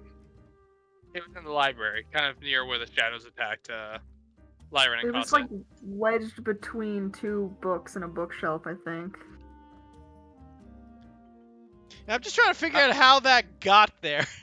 Maybe I just think it's It was weird that... probably. Oh. It was probably the thing that triggered the shadows. Like it was probably a component used for the trap. This would have been a suspicion that Lyran shared with you. Okay. I mean, that seems pretty risky. Oh, that would mean the trap was just very recent then, probably. Or would we have any indication on that? I mean, do we still have that sheet of paper? Could we match it to the missing page in the Necronomicon? Yeah, you gave it to the librarian for a little bit to see if he can make something of it. But you, I will say he would have, since there's no magic on it anymore, he would have given it back Okay, if you had asked him. We line that ripped off page with the book. What do we see? Definitely a match. Sus. I mean, that's sus, but on the same side, the susness comes from the weird fact that apparently someone decided to use the proof of the Necronomicon going missing to attack him. Either this person is the world's worst criminal, which, let's be honest, could be. I mean, it could be no worse than that Varen guy you guys keep talking about. No, he wasn't a criminal. He was just a really bad a very bad scout. I mean, he was a bandit, so technically he was a criminal. Well, I feel like he didn't leave the bandits. I feel like he just got kicked out because he was so shit at his job. You know, how he went about his stealth missions, I believe it. The journal just pulled him in one day. It was like, Baron, we're expanding in different ways, and just you're gonna have to let you go. What is this all about? This is about because I asked that guard for directions to the bank, isn't it? Be back. God. Hey, DM, quick question. Have we actually looked at the now ripped off page to see what text is on it? Yeah, you guys would have done that a while ago, and it does seem like some sort of necromantic ritual. Okay. Oh, this is a different thing from the book that we found in the library that would have had information about the fire or ice thing. This is a different page, yeah. Yeah, this seems to be a page from the Necronomicon ex Corvum. Corvus. But again, whoever set that trap obviously was trying to stop us from finding out what's going on with the elemental. These are connected. That's the only explanation. Otherwise, it is the most random attack ever. Because they weren't attacking us because we were looking into the Necronomicon. They were attacking us because we were looking into the freaking elemental. So they're connected. I mean, they have to be connected. Otherwise, it makes no sense.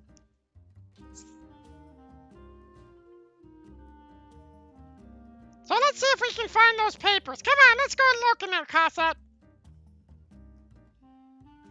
So, Right behind you. I guess we'll roll 2 more investigations and I'll guidance myself. Go for it.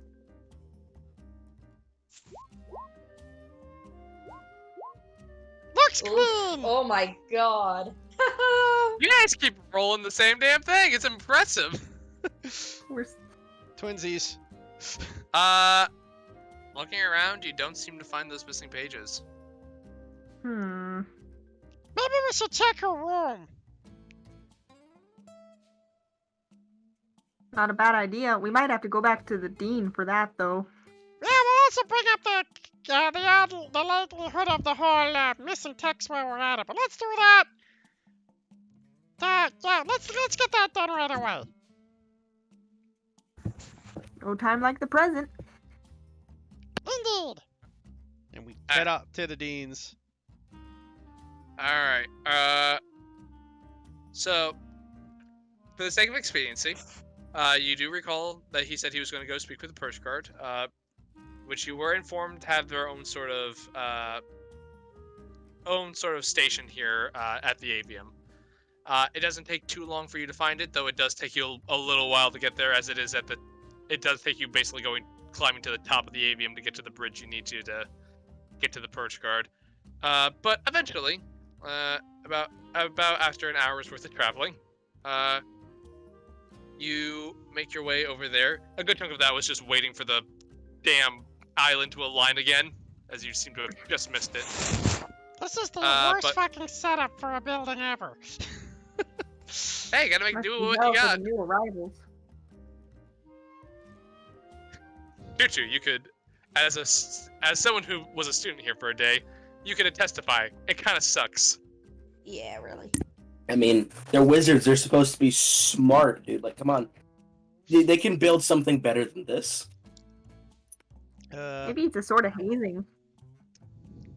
I think it's a social experiment to see how long it takes them to go nuts. Huh. I think it's a social experiment to see how long it takes each student to go, fuck this, I'm learning fly. Maybe bird folk students tend to not have problems that they can always just glide down, and Featherfall tends to be a spell that many of the humble folk students here learn pretty quickly. Yeah, but you still got to time it right. Otherwise, if you miss, you will fall all the way to the bottom, have to climb back up. God. Hey, it's not perfect, man. Yeah, fly tends to be a spell a lot of people here learn. Sorry, I got dinner. What'd I miss? Nothing. No, nothing. We're just at the purge guard right now. But Fair enough. you guys do get into the purge guard station, and you are let in as you are known to be here. As you get in, thinking about how long that took you. No, this is still. We'll say this is around noon. But you get in as you see the dean. Seems to be walking.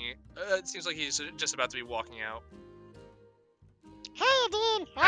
We need to get permission to go looking at the at her room as well to see if we can find those pages. Oh, right. Of course. You there? As he kind of like snaps his fingers and kind of points at one of the guards. Would you please take them down to the teacher's dormitory? Just let the secretary know that this is official business. They are allowed to go into the room of Glenda Nightshade or Nightseed to do a quick bit of investigation work. If you all could hold off on this for maybe about another 20 or so minutes, and then go, that'd be great. How long is it gonna take us We to can get over hurry. there? Well, that's including the time it's going to take you to get over there. Tell you what, we'll take an hour. You know what? That sounds good. Why don't you find your other friend, the wizard? Ah, did you he'll deliver that find us. I'm gonna take a rest. Okay, yep, that's fine. Did you deliver that book yet? No, not yet. I mean, we haven't been. We've only been like away from you for like an hour and a half. Okay, we'll head down to the library. I guess that'll kill the time. Yeah, no, that's good. But why don't you go along with them as he kind of points to the birch guard, and he just kind of nods and says, "All right, Governor. Suppose I could do that." It's the dean, but never mind. Don't worry All about right. it. Yep, Everybody- it's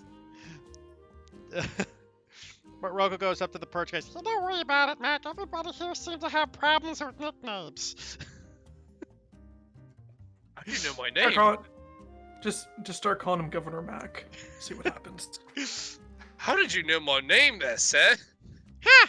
Well, I had to get it right sooner or later. Officer Mac. No one ever gets that. Goes to shakes your hand. Oh, nice to meet you, Mac. Name's Roker. Hey,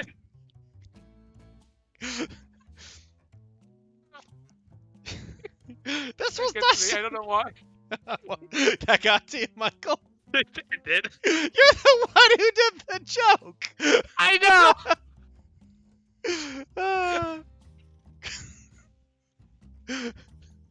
I connect myself up. I am funny, man. Alright. Not really. Well, so we'll head down to Anyway. the library to return the book. Yep. Alright. You get down there. It takes you a good bit of travel as you are now going from the top to the bottom. There is the fast way down there, but I don't think any of you have Featherfall prepared. Roko jumps. I mean, I could just glide. So, including Mac, 3 of you basically glide down there while the rest of you must take the elevator. See you later. We'll see you later. So like sitting there and broke like all 3 of them just make it to the bottom. We're just like sitting in the elevator, just listening to elevator music, wondering when the sweet release of death will happen. More or less, you two, Ian, you just see 3 of your companions jump off. Who farted? Is Tutu still probably just being carried around by Ian at this point, isn't Most she? definitely. Oh, okay, cool. Are we gonna follow them, or are we just gonna? Okay. I mean, do you want to jump off, or do you want to just go around? I mean, how much far? The library is lower than the dormitory, right?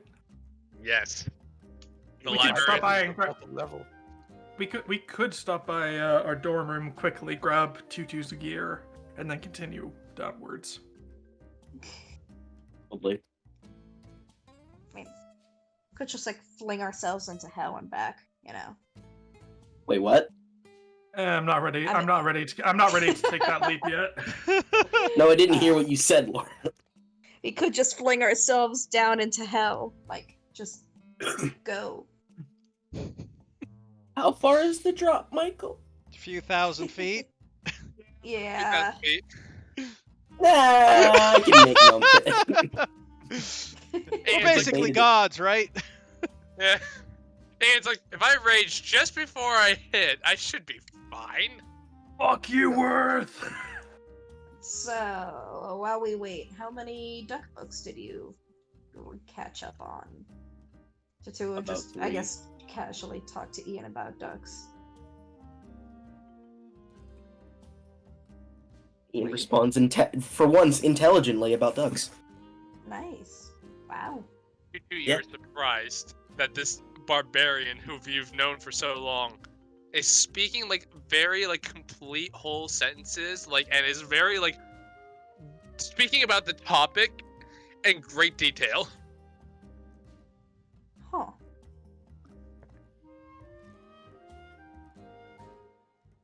He has studied quacks about ducks. Oh my god. Anyway, to the dorm. Anyway, you'll get. So, Michael, this stuff. is actually important. Given our head start, would it take him about an hour to catch up to us? Yeah, probably. Perfect. I'll get my short rest and take back my channel divinity. Okay. So, you guys, for sake of experience, you guys head down to the dorms, you grab your stuff. Cassette, Rocco, and Mac, you guys head down to the library rather quickly, and you see Swiftgale go there and go see the perch guard, look at you, Rocco, and goes, is this about this matter we discussed earlier? Yep! We found it! Oh, thank goodness. Where? 1 second. Rocco goes into his bag and just starts for the meme, starts pulling out random pieces of garbage at first. No, that's not that one. No, that's an apple core. Ah, here it is. You just see it, just like a little juice of like dumpster juice just drip off the cover. Technically, it's in the bag of holding, so that's not even possible. That was just for him memeing. He takes the book and is like, were you keeping an ancient tome of dark necromantic secrets in the same bag as you keep trash? I keep all my treasures in the same bag. He quickly just looks through the pages, making sure none of them are damaged. Alright. God. I thank you for your assistance in this matter. Out of curiosity, you didn't tell anyone about this, did you? Well, we kind of had to mention it to the dean. And obviously, right now, he looks over at the Talon guard standing next to them. He obviously is aware of the situation. Well, I don't really know what's going on, Governor. I was just told to follow you. Oh yeah, don't worry about it, Mac. You're a good guard. Sure. Oh, thanks. I appreciate that. I want to make Mac an actual now token and everything. He will become. Do it. You see what happens is this is destiny from Recyclia. Mac will be his new convert. Mac will be the first paladin of Recyclia. Just because you got his name right. Yeah. But Swiftgale looks at all of you. It's like, I suppose it was unavoidable, but thank you for taking care of the matter. I'll be sure to make sure this gets under lock and key now. You probably should have had that in the. Wait a minute, it wasn't under lock and key in the first place. Well, this whole section of the avium is considered lock and key, but we do have a few extra precautions as we could be taking. Fair enough. Here's a question. How hard is it to actually get something like that out of here and into someone's private office? Fairly difficult. Most books have a we usually put a enchantment on most of our books here to make sure that if they leave the library without first being logged out properly, they will be giving a notification of them leaving, and then a security system automatically engages to stop anyone from leaving. So something probably beyond a student level, right? Considering students aren't even allowed down here, yes. Well, I mean, that's some pretty damning evidence there. Anyways, thanks a lot there, pal, and I think glad we were able to help you out as much as we could. Oh, trust me, I appreciate it. I could have lost my job if this hadn't been turned up. Well, I wouldn't worry about it. When evil necromancers go to destroy the world, you can't really blame the people who got on the side. He looks like he's about to say something, and then thinks better of it, and says, "Thank you for your assistance," as he just turns and walks deeper into the library.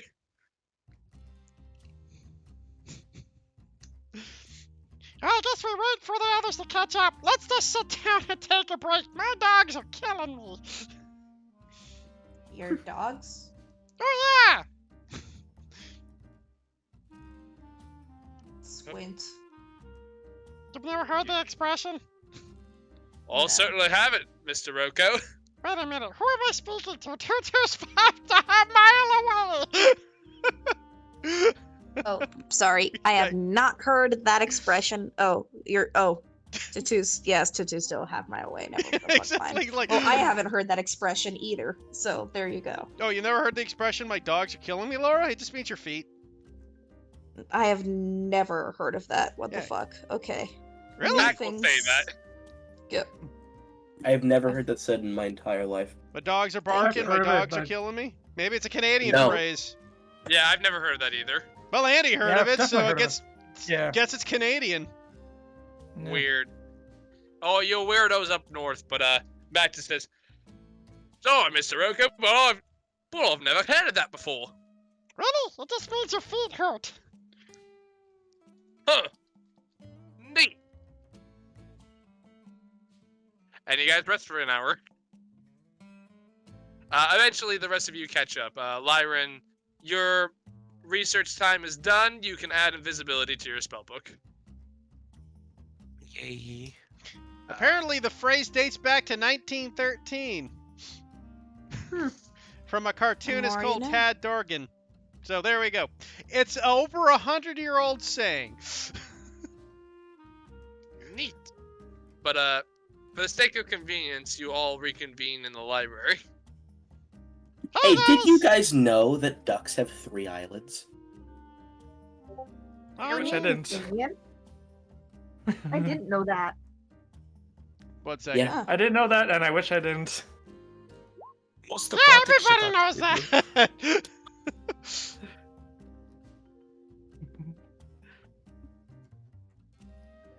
Very well. That is do. all. Most aquatic things actually have 3 eyelids. Like I know that alligators do as well.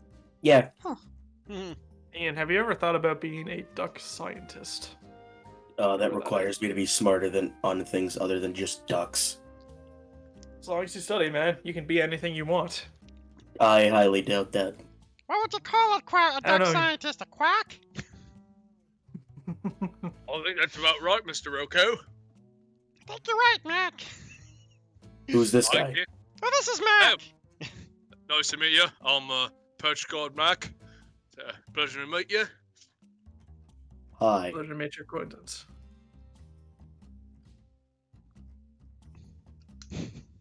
Anyway. Hi. 1 second.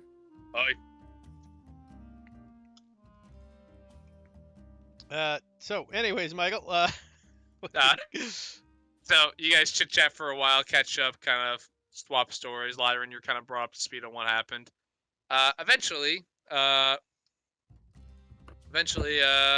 say.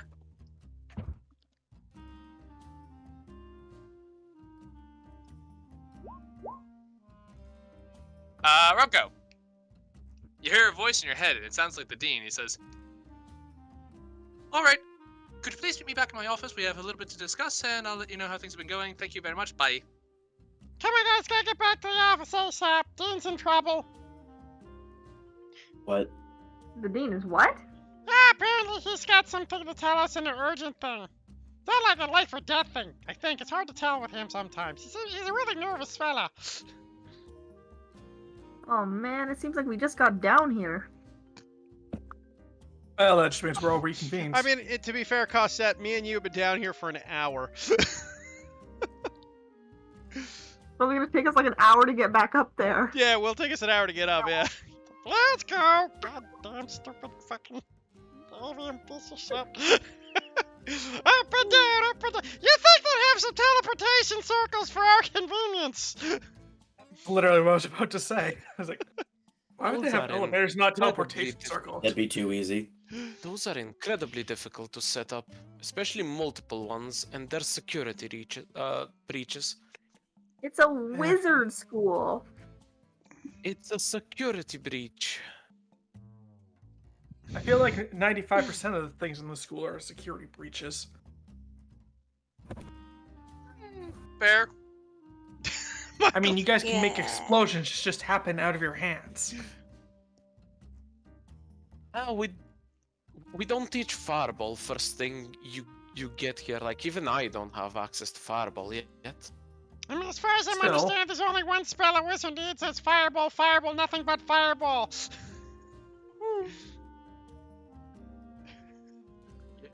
See, if someone starts slinging around fireballs, I ain't getting involved in that. That's someone else's job. Yeah, probably a good idea, Mac. Rufus is gonna, like, go over to one of the other party members that's not Ryoko and just says, is this back guy gonna be, like, one of our new companions or something? Probably. I have a sneaking suspicion that it probably is. Rocco I will don't know, I adopt kind of Mac. like Mac. I mean, I like Mac too. Just, I'm just He was guessing. nice enough when he arrested me earlier yesterday. Oh. Oh, hey, it's you, mate. Hey! Hey. Glad to see you're not in the prison cell. What's up with you?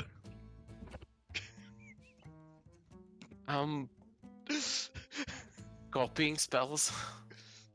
Oh, That it's apparently we don't need anymore, considering you guys did that without the invisibility. Well done. Oh well, doesn't hurt to have. I mean, it kind of cost a lot. It's not we'll like you probably miss be much. using it It's for not other- like you miss an ancient tome of necromancy with untold secrets of the universe or anything. Now I'm glad I didn't participate in that, because that would have gotten me in prison. Probably. Yeah.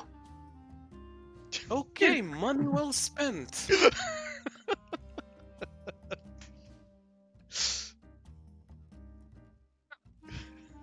Hey. Can I just say I'm really digging this music? I don't know why. It just feels really appropriate for elevator music. That's pretty much it. Hey, Lyron. Lyron, I am the potion Yes? master now. Tatu says. Oh yeah, Lyra, do you see Tutu? She's wearing an avian uniform. She changed out of that into her gear. I never said that actually. Like, you guys might have passed me my gear, but I still probably haven't changed out yet. Wait. No, I have a bad idea. Oh boy. Lyra, Tutu mean- looks like a student. I'm not surprised. I rarely open the book my entire stay here. Don't share that with the dean. Fair. I mostly used chronomancy to just cheat my way through this entire thing. Don't share that with the dean as well. I feel like the dean knows that. I feel like no one knows that. Except I us. feel like I would have gotten in a lot more trouble if they did. Well, I mean, now I know that. No, Oh. don't, yeah. Hey, Mac, don't worry about it. Mac's trustworthy, right, Mac? I mean, what can they do for you now, of all things? Do to you now for cheating? They've already put a tattoo on you. They're planning to throw you in jail for life if you don't fucking even think of committing necromancy, so let's be honest. I know, but some things that I tried and then rewrote with chronomancy might be worse than necromancy. Moving on. That's the reason why I have the charm person spell and never use it. Moving on. Fair enough. Okay, let's head over. And we head up. I feel like I should be telling the dean about this. Don't worry about it, Mac. It's all good.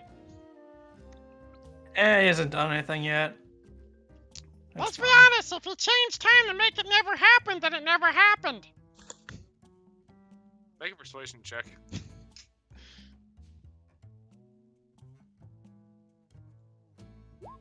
13. Yeah, looks at you, he's like, yeah, I guess that makes sense.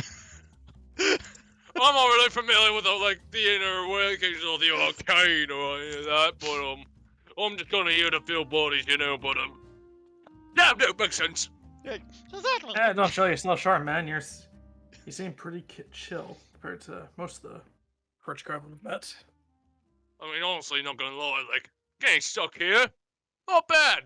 3 square meals a day, not too much trouble goes on, and most we just gotta go up to a student and be like, hey, don't do that again, and they go, oh, I'm sorry, I promise I won't do that again. Be like, yeah, you better not, but you're still getting a detention. Why does this sound like Eddie Izzard doing an impression of someone else right now? Like this is the level of accents we have hit. I don't mean to belittle you or anything, and don't take this the wrong way. I probably am gonna continue. Your lackadaisical attitude towards your job nearly destroyed the world, and/or doomed us onto a necromantic tyrant for all of our lives. We weren't far off from it. I don't think it was his fault specifically. He is part of the security force here, and this is a security breach. To be fair, Lyran, you're pretty much dealing with college students. Yeah, I mean, he wasn't responsible for the Dark Library. I'm pretty sure that's out of Mac's jurisdiction, right, Mac? I'm just here to kind of take care of the small things, if a fight breaks out, or if someone's stealing from the cafeteria or something like that. Yeah, exactly. That's like getting upset with a traffic guard because someone robbed the bank. I mean, some postcard. It's just when you're dealing with the arcane shit, that's the arcane guard, all right? They're a whole different thing. Exactly. You're a completely different department. Exactly. Yeah. No. I'm what you would call if you caught someone stealing, and then if someone stealing in the normal way, picking someone's pocket or something like that. But if someone say is casting evil spells and whatnot, or whatever you wizards do, then the arcane guard gets involved, and they just they're like, go stand over there and look tough, make sure people don't come towards the scene. I'm like, can do, sir. Exactly. Out of his jurisdiction. Don't blame poor Mac. Fair enough, but what was the arcane guard doing in all of this? They're specifically designed to counter this precise situation. My department. Fair point. Well, question for the dean. Fair enough. Speaking of which, are we there yet?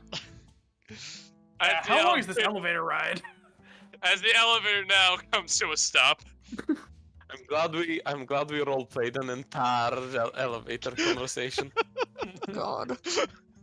Literally. Man, good thing, because the air was starting to smell a bit stale in there. So you guys all walk over through the administration's office, go to the dean's office. Very familiar path, especially to you, Lyran. But you walk in as the dean is kind of sitting there, frantically scratching something in with his quill and parchment. And he looks up, he's like, good, back, close the door. Yes, sir. And stand outside of it. Okay, just is Mac Be the officially part of problem, the dude. group. It's not like you gotta rush Mac out. He's a good man. Don't worry, Mac. See you later, buddy. Oh, yep. See you later, Mr. Roko and all of you guys, and whose names I haven't really learned yet, but bye. As he closes the door. Nice guy, Mac. He's Joko's I like him. He's nice. I will let you guys recruit this NPC. Dude, use the sidekick rules in fucking Tasha's. Boy! Damn right! I forgot that was there! Yeah, use the sidekick rules in Tasha's. I will have to contrive a scenario in which Mac must join you on your quest. Anyway. The Dean then goes... yes, anyway. So, giving you a bit of an update, because, you know, you've been a big help with this, of all this. Quick question. Did you drop the book off? Yes. Yes. Excellent. Good job. Thing number a second. So, we were able to have, apprehend, Professor Nightseed. She is currently being kept up in the Purge Guard, headquarters in a specialized cell. Okay. We are currently, interrogating her now, given the fact that you have been a big part of this investigation and whatnot, you are free to go and question her yourself in case there's any information that we haven't thought to ask her yet. I am gesturing with a no to the Dean on that one. Of course we gotta go into that territory ourselves. We need to figure this out. No, is going Lyran.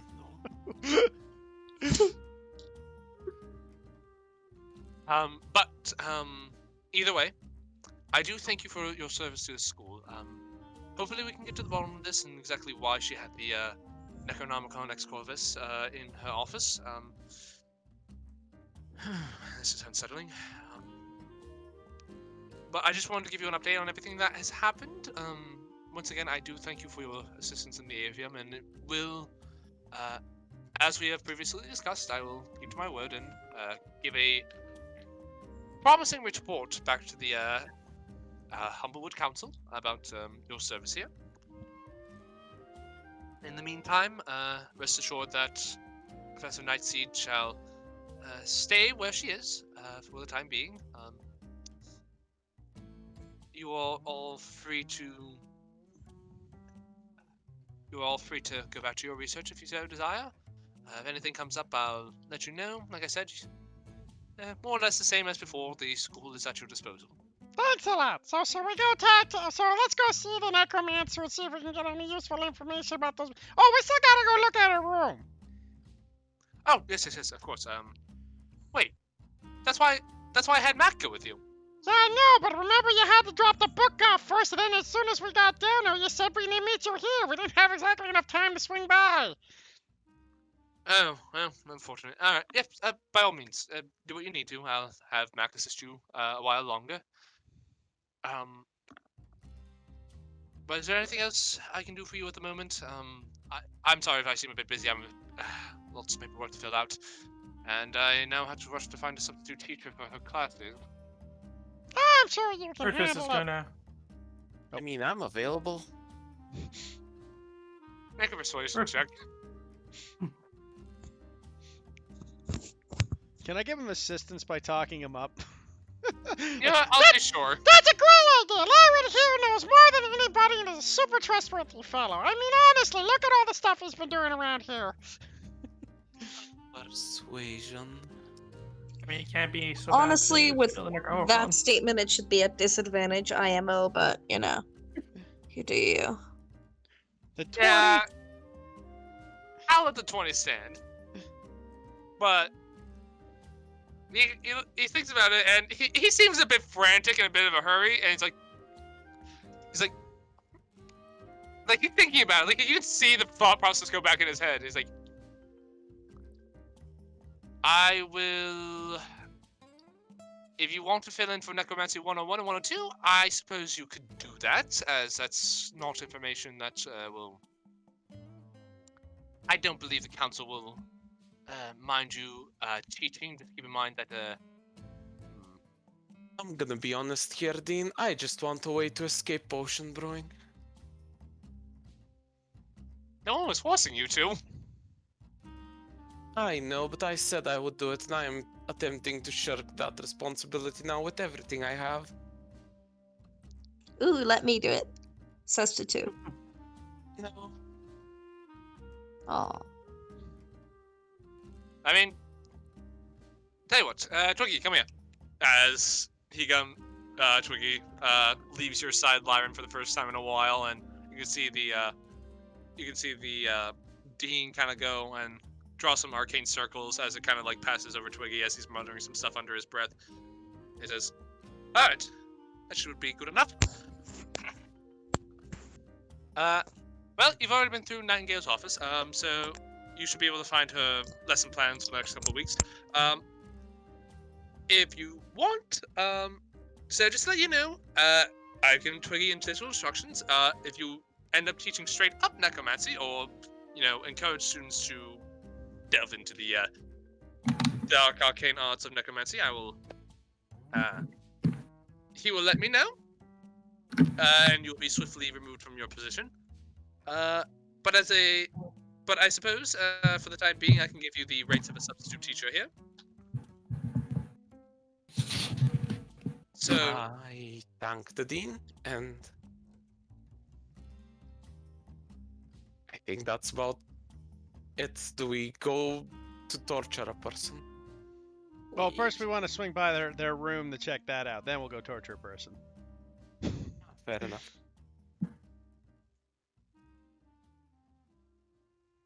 Also, Dean, before we leave, could we have, like, I don't know, 3 birch guard to supervise us? 4, 5, half a dozen? it's fine. Lyran thinks back to the last time we were in a prison and just goes, Roko. I feel like this is an explanation. What, Max? Well, this is plenty. I don't know. Last time we were in a prison, you did some things that I needed to run away from Ian to, like, potentially risking my life to just avoid. I'd like to not be there this time around. I mean, I thought you were gonna go teach the class. No, this is a job, Rocco. As in, like, I'm gonna be doing it probably each day from now on until we go and fight the giant fire monster. You're not gonna be as early as tomorrow, honestly. Maybe. Well, in any case, let's go check out the room.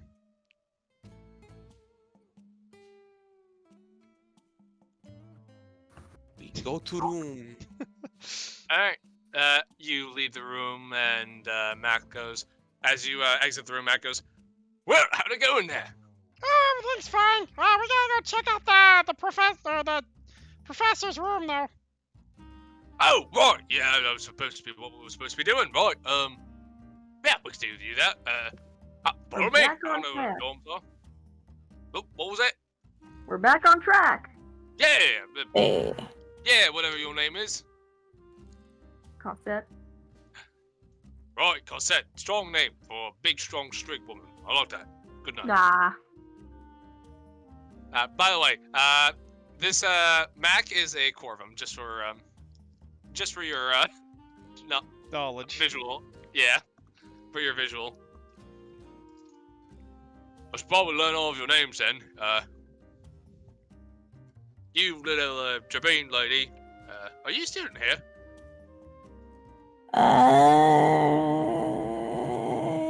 No. Lee, what's your name? Tattoo. Dose. Tattoo Dose. Good name. Yeah. Suits you. And what about you, my prickly little friend? You talking to me? If I said no, would you believe me? I mean, I I try to keep out of people's sight, so maybe I don't know. You can call me Rufus though. Rufus Fineheart. Rufus, alright. Good name, RH. Okay, I can remember that. And what about you, Mr. Foxy person? I'm Lyran. Lauren, alright, nice and simple. I can remember that. And, what about you, big guy? Ian. Ian, alright. That's a pretty good name right there. Alright, I can remember that. Short, simple, straight to the point. Alright. Right, dorms, this way. As he just kind of walks off, spear in hand. We follow and get to the room. Alright. You guys get to the dormitories. Matt kind of talks up the secretary there to be like, yep, that was me. It's official business. We're going to just have to search the room. I wasn't gonna ask, but okay. Good. Yep, good. Come on, we've got official business to get on to. Very Walks efficient. Wow. Purpose in a step. You know, sometimes I think I'm a little dumb with all of my memory problems, and then I look at people like this and I feel better about myself. You know I was gonna say that. I mean, Tutu, you have a problem with retaining information, not processing. That's two ballparks entirely. Fair. Matt pokes his head around the corner. Is like, "You guys coming or what? It's Right taking a behind while." you, Mac. Let's go, guys. Onward to victory, Sovngarde. Right behind you. Raiding an old lady's panty drawer. Yeah. So you get into a room, and it's a good sized room. A little more spacious than your rooms, actually. But you figured the professors actually like live here a good chunk of the year, and considering this is their job, they live here for work. They are giving a bit better accommodation, so they have a few rooms to themselves. I use a spell slot to detect magic. All right. You do get like a couple like. You do get like 2-3 pings around here. Going to investigate them, you kind of find that you have like common magic items. Like you find like a quill that can kind of like write via verbal command. And you also see what seems to be kind of like a blanket of warmth that will produce heat on its own. Okay. Well, I can tell you that nothing here is too magical. I mean, we're not A looking for regular magic. We're person's looking room for to me. red paper. I know, but it's good to know that. Well, in that case, guys, let's get looking. Is there a desk in this room somewhere? Oh yeah, definitely. Can Cosset go and check it out? Go for it. Make me an investigation check. Guidance. Add your D4 because I guidance you. Oh, sweet.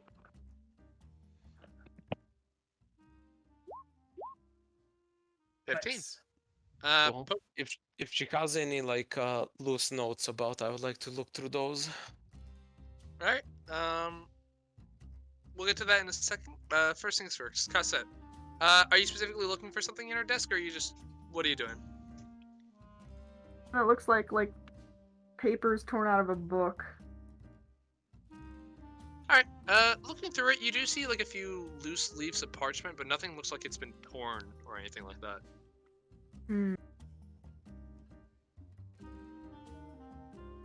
Nothing incriminating here. Lyron, looking through her notes and stuff like that, what are you looking for specifically?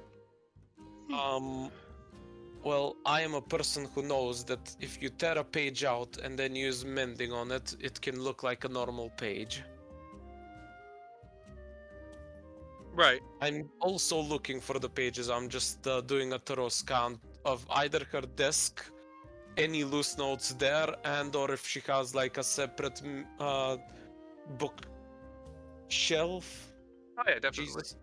We have a separate term for it in Bulgarian that I don't know the English term, but it's essentially just a mini like library thing. Oh, yeah. She would definitely have a couple of bookshelves where she has some of her own leisurely reading. Go make me another investigation check. We.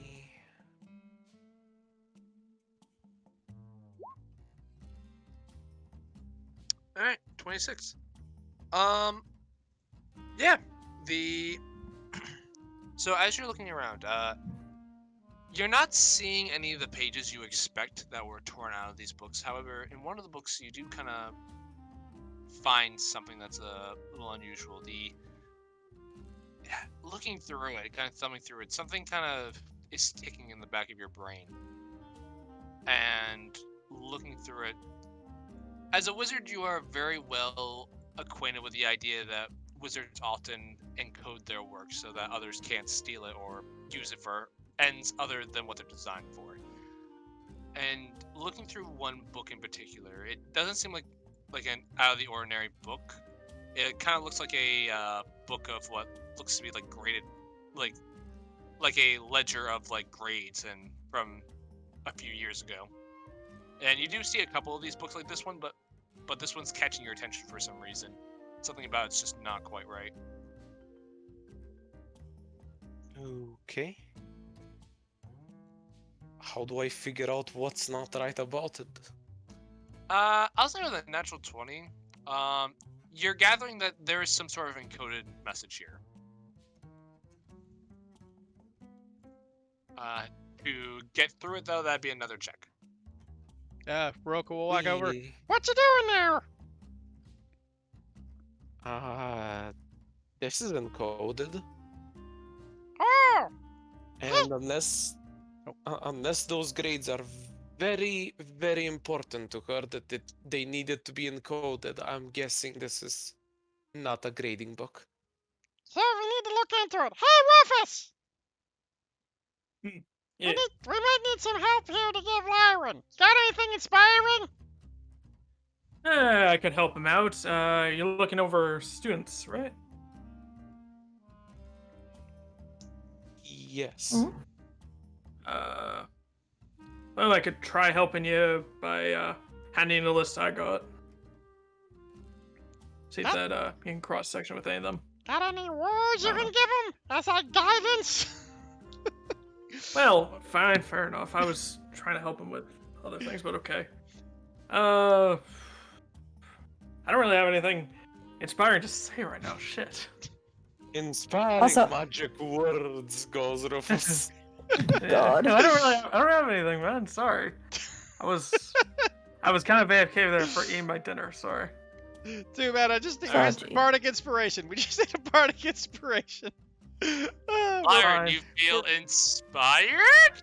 You just look over at Rufus. And he's just eating a snack while you guys are talking. Like what? Just crumbs fly out of his mouth. He gives a thumbs up. Oh my god! Here we go. The full circle. I will be arcane shifting that one, DM.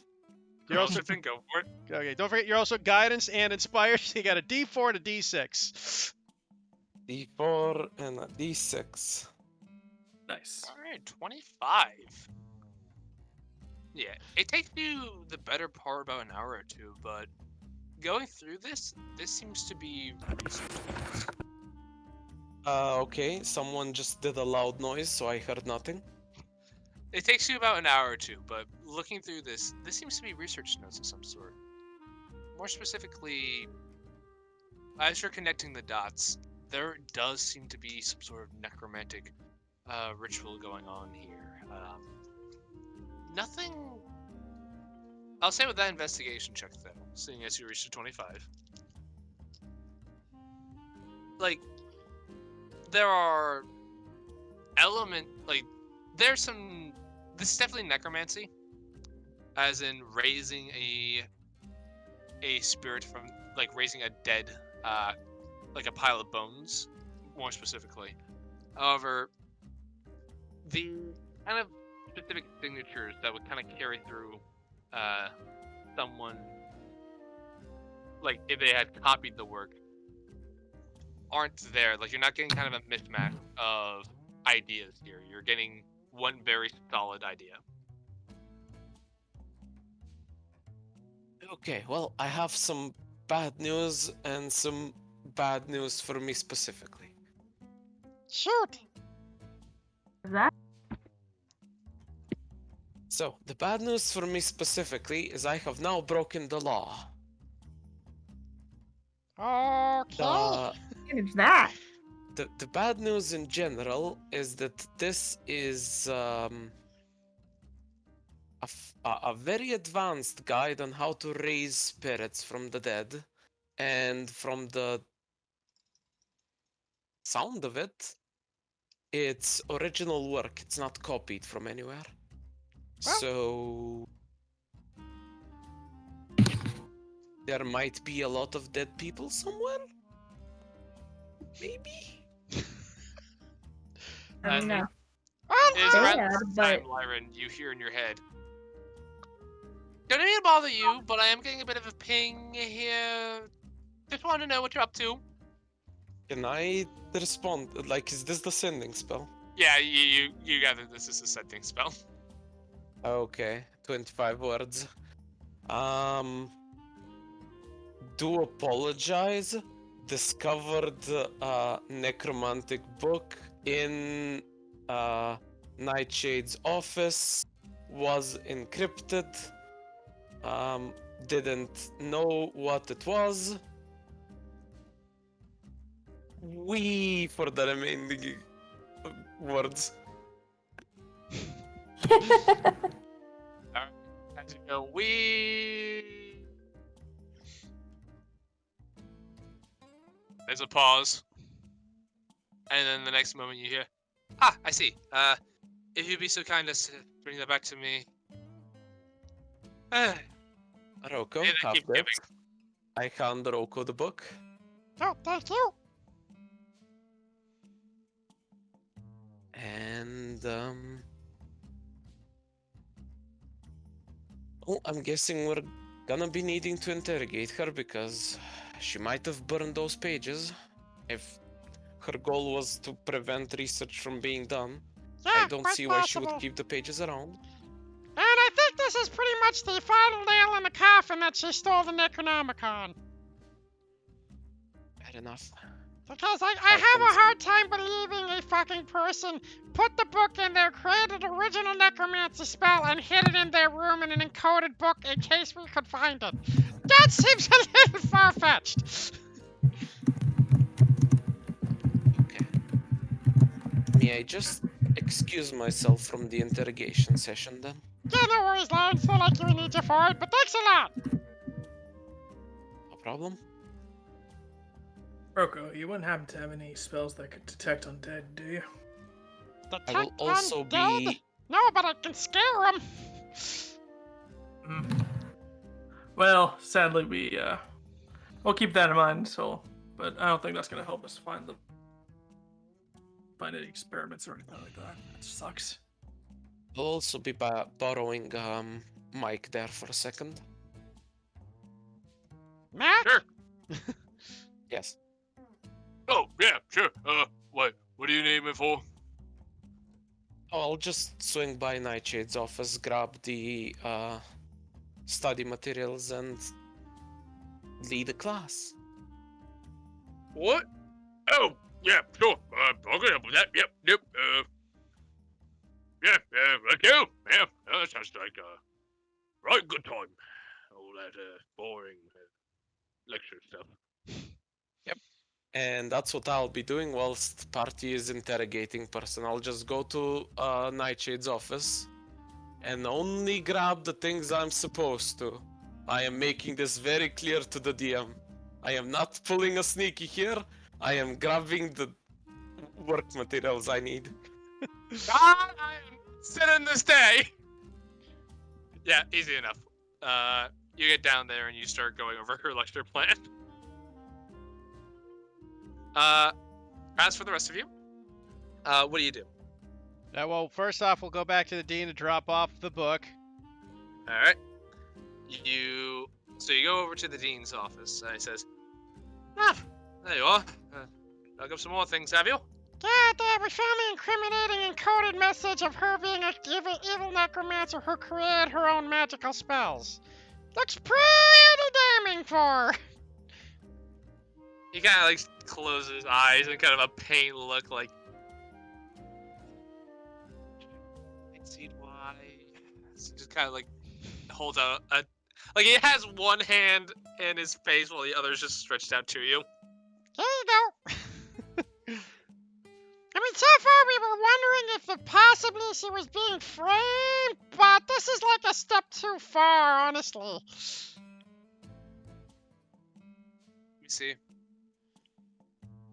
He hands her the book. It's like, Yeah, I mean, like you wouldn't put an evil message spell encoded in a really thing in a room, right? I mean, it seems like a bit much. He kind of puts the book down and just kind of starts going over it as he's like, he's got one, like, the Dean is normally like a very energetic, bubbly sort of man. He just looks defeated at this point.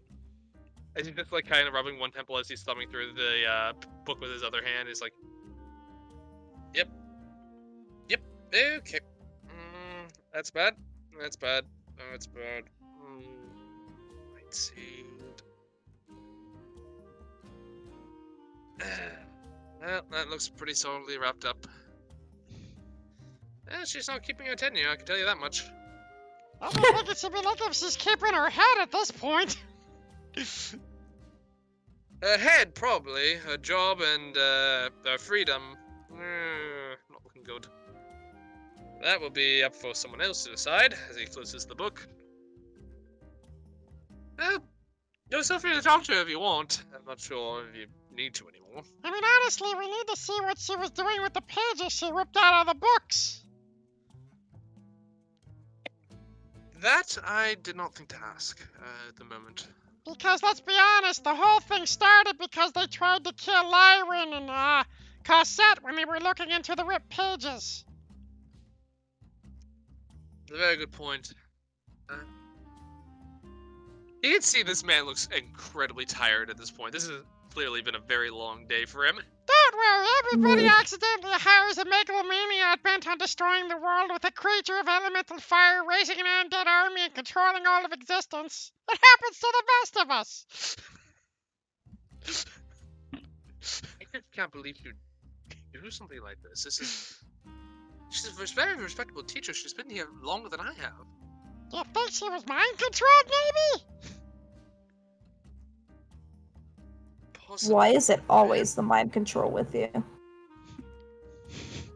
I don't want to know the origins of that comment. I have no idea. Rocco says, holding his holy symbol of a religious figure.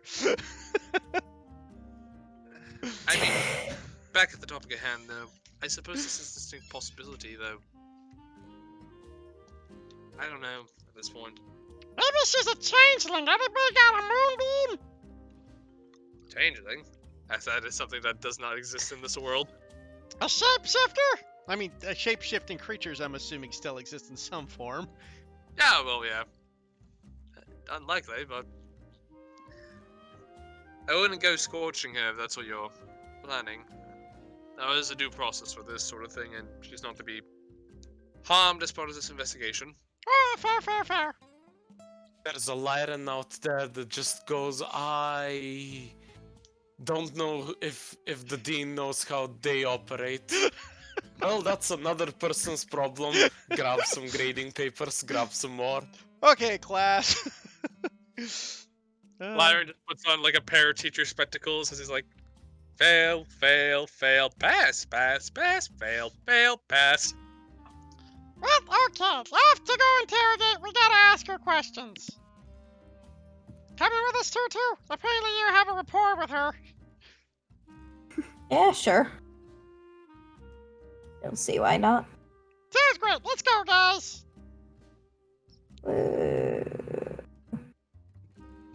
To the next adventure. Yep. You guys head on up. Once again, heading upwards. Ooh, to... does that take them more than an hour? Going to the Dean's office? Yeah, probably. You know, before Rufus gets in, before Rufus even like enters the elevator, he's just like gonna find like a chair in like the library or cafeteria or something and just take that with him. He's like, I'm not standing for another hour in the fucking elevator. I'm gonna have somewhere to sit. I mean, these are pretty quick elevators, but it's a lot of distance, and the hydro lift has not been invented yet. Yeah, but Rufus is still gonna take a chair because he's just like, I'm sick and tired of standing around for an hour in this tiny little box. Yep, easy enough.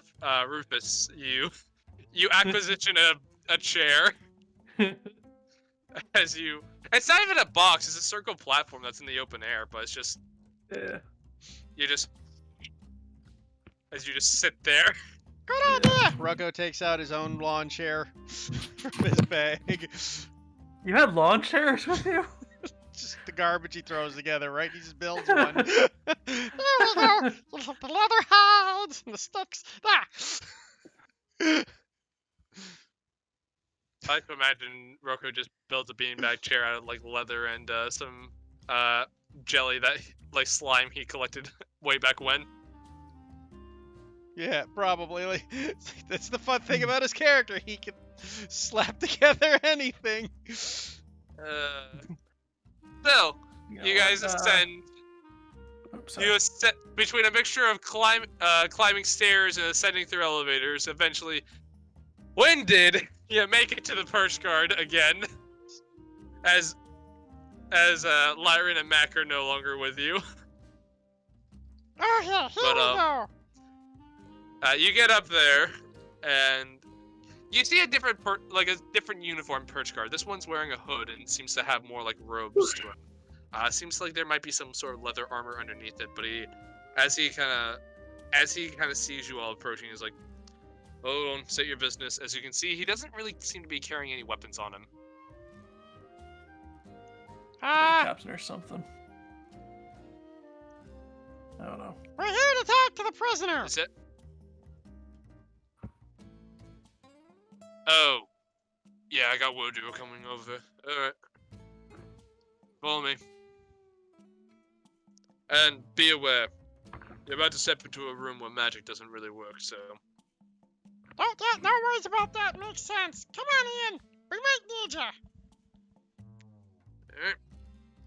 As you follow this figure, he leads you over into a back room, and as you're kind of passing through, you pass through multiple doors, all being guarded and heavily locked, until eventually you get to a series of cells. And again, with this very like heavy iron and lead door, as he says, "Just right in here." Oh, thank you. I'm assuming you go in. Yeah, we go in. All right. You all go in, or is anyone staying back? I mean, does anybody want to stay back? Nah, I'm going in. Yeah, we're all going in. All right. As you all filter into this room, you see Professor Nightseed. She's sitting at a table, manacles on her wrists. She doesn't seem to be harmed in any way. She's just kind of looking up at all of you as you enter it, and she just says, "Yes, Keith, yes." That is in your experience with the avium. But at least we're getting our exercise. Your calves are on fire, but damn, will they look good afterwards. Mine already look good. What's your point? Fair. Yours will look extra good. So we're. But okay, Jay, what you're explaining. But she looks up at all of you. She doesn't really say anything.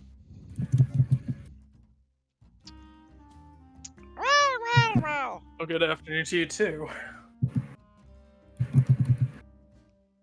I don't know what this is about. But I feel as though some sort of mistake has been made. Really? Rocco pulls up a chair and does the whole like the cop thing as he leans over it. Well, I have a feeling you might know what this is all about, because we've been finding some very suspicious objects around your personal spaces. You can't tell what those are. Well, let's just say we were able to go and discover an interesting tomb in your room, showing some very naughty necromantic spells.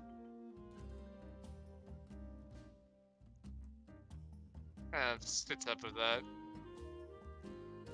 Hmm? She kind of like she was slouching a little bit, but she kind of like sits up with that. She says, "What are you talking about?" What are we talking about? I mean, we found an encrypted book in your room with advanced necromantic magics. I don't know what you're talking about. Don't play slippery with us, Teach. We've caught you red-handed. Not to mention that you were the one that also took a couple of the books we were looking for and were the last person to sign them out, and then ripped out some of the pages. I would also like to say Roko will make an insight check on her right with that. All right. As will Rufus, if that's all right. Yeah, two of you may make me insight if you so desire. Oof, I rolled bad on that one. I will use my inspiration. Fuck it. I do the recap every week. I might as well finally use it. Go for it. Roko. Jesus, 2 4s for frick's sakes. Well, Roko, Rufus, hard shell to crack. Roko, you get the idea, like, as you're talking about the book in her room, she seemed like she knows what you're talking about. Yeah, I figured. Really? I have a feeling you know exactly what we're talking about, Missy. Rufus is gonna just turn Roko around and put his hand on his shoulder. He's like, are we playing good cop, bad cop? I can't remember. Who's the good cop? You're more charming than I am. Alright. Do you want some inspiration for that, then? Sure, I'll take it. Alright. Just Alright. turn around mid-conversation. Yeah. You really can't inspire someone in an anti-magic zone. Is that magic? No, inspiration is not magic. Yeah, inspiration isn't magic. Yeah, you're just giving encouragement. You're just giving some encouragement. So. Yeah, I can't use All right. guidance. That is magic. But inspiring words technically aren't a magic. Yeah. Hold on, I just want to double check. Nah, I've had this discussion before. Yeah, you inspire others through stirring words and music. So nope, it is not magic. It's just words. Yep. It has nothing to do with magic. Yeah, that is definitely something you get away with. Bullshit. Parts are bullshit. All right. You go in with you go in hard, and and then I'll come in and just say, be a lot more understanding. Okay. Okay. Stop. Yeah. Listen here, lady! We know all about the things you're doing!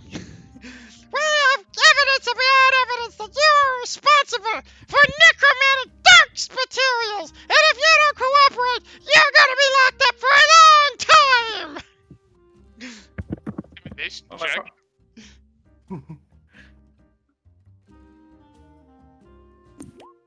Oh boy, I got back just when the show was starting. I will use my D6 on top of it. Alright. Fuck!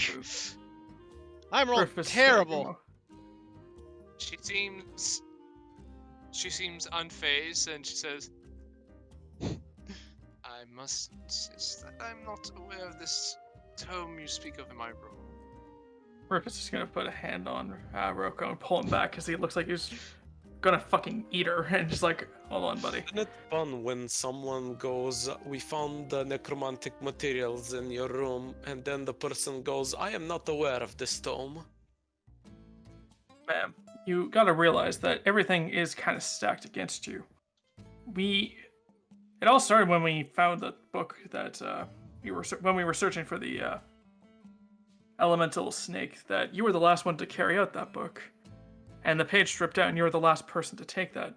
Not to mention the fact that you were also in possession of this necromantic book, unrelated to our search. Things are not looking too in your favor right now. If you have any information, that would be very much appreciated if you can help us with that.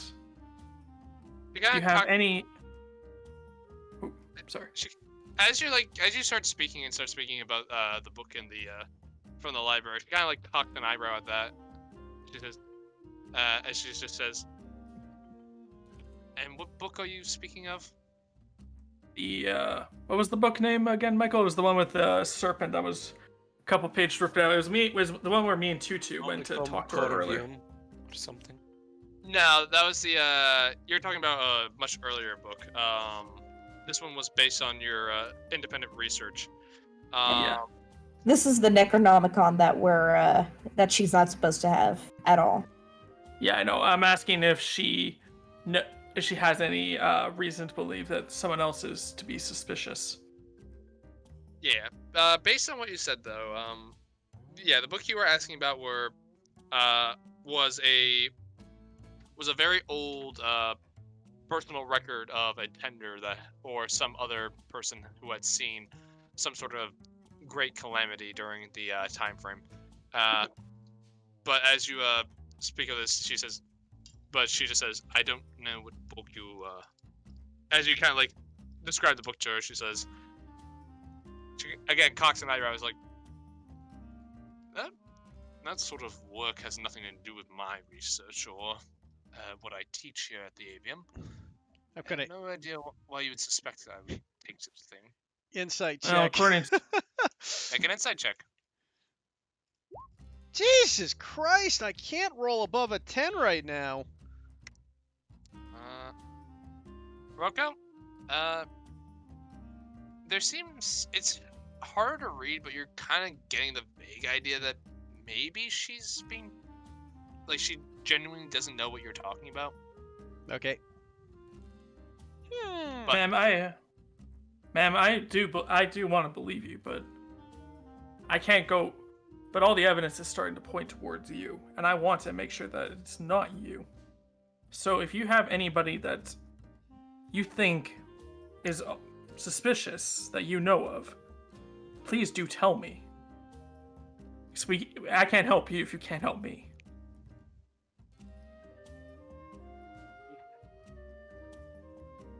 as someone here who teaches, Someone that's into necromantic arts and is also somewhat of a conjurer, or at least seems invested in what is happening with the fire serpent.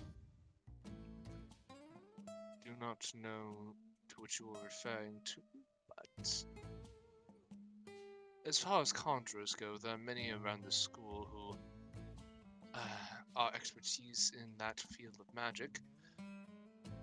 I, however, as a procurer of necromantic theorem, I'm sure have many people here who'd rather I just not teach the subject at all. Such as? Any religious zealots, I suppose. Rufus looks like his eyeball just looks to Rocco, but turns back immediately before Rocco could see that he was staring at him.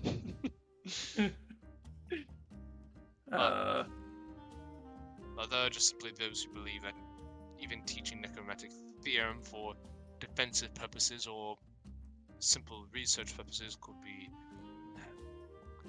against the natural order, things you would say. I'm sure there are many of those who would love to see me see my position vacant. Like who? That's a long. Any longtime rivals of yours? Oh, I'm certain there are many teachers. There are many teachers around Humblewood that would be more than happy to take my position here. Being a teacher at the Avium is quite a prestigious position.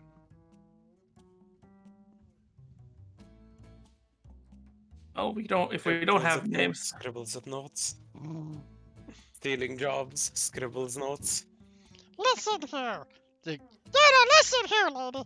The fact of the matter is, you say that there's people out to get you? Well, I don't buy it. I believe And we need. this is a standard case of you born off the charts here. You're just another stereotype in the making, aren't you? Make me an intimidation check again. Come on, man, you got this. I believe in you. Jesus fuck. I just can't roll, man.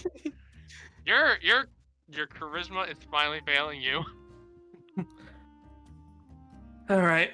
Well, if we can't get names, then we can't start investigating other people. So, if you could provide some names, we can investigate those at least, and maybe we can get you out of this situation. Because right now, I can't help you unless you help me. You know what? I'm gonna blame it on the anti-magic field. Recyclia can't help Rocco in here.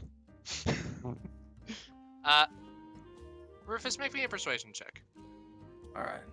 You see, Heat, the problem is 19. you're persuasive. You're not intimidating.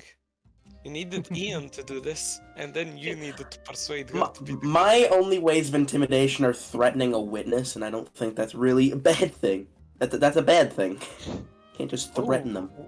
When was this enlightened point of view? The last time we did this? Last time it was a bandit that we were allowed to do with what we please. This time we're dealing with a teacher. Yeah, it's very different. Yeah. Yet last time we had a person specifically request that we don't do anything to the person locked up. We didn't do anything. We just threatened them very intimidatingly. They didn't know. The difference is the prisoner didn't know we couldn't touch him. This one knows we can't touch him. Yeah, but I have it on good authority. It's gonna take the guards 10 minutes to get here. Moving on. Yeah. But anyway, Rufus, she kind of gives a sigh and she says, "In all truth and honesty, young man, I don't know who would have it out for me enough to set up such an elaborate fabrication." Could I insight that? Yeah, I mean, Rocco would insight as well. I gotta get a good roll sooner or later. Sure. Never mind. Apparently this woman is just unreadable. Oh, 4. finally! Something above a bloody 10. Good God. Rocco. So with that, you can kind of tell, like, she legitimately doesn't know who would have something out for her. Like, she believes that it's definitely a distinct possibility that someone will want to frame her for something just because of the position she's in. But have someone actually go so far as to these extremes is no one she knows of. Rocco will kind of glare at her and tap the table. Let's see here. So you're saying that you got an unknown person still after you. You believe, honestly, that you can't think of a single person that could help us in this investigation. Any students, any teachers, or outside individuals? Nothing? Honestly, young man, I don't know. Most people just have to wait a few years for me to cope at this point. I'm not exactly a spring chicken now, am I? Yeah, you're...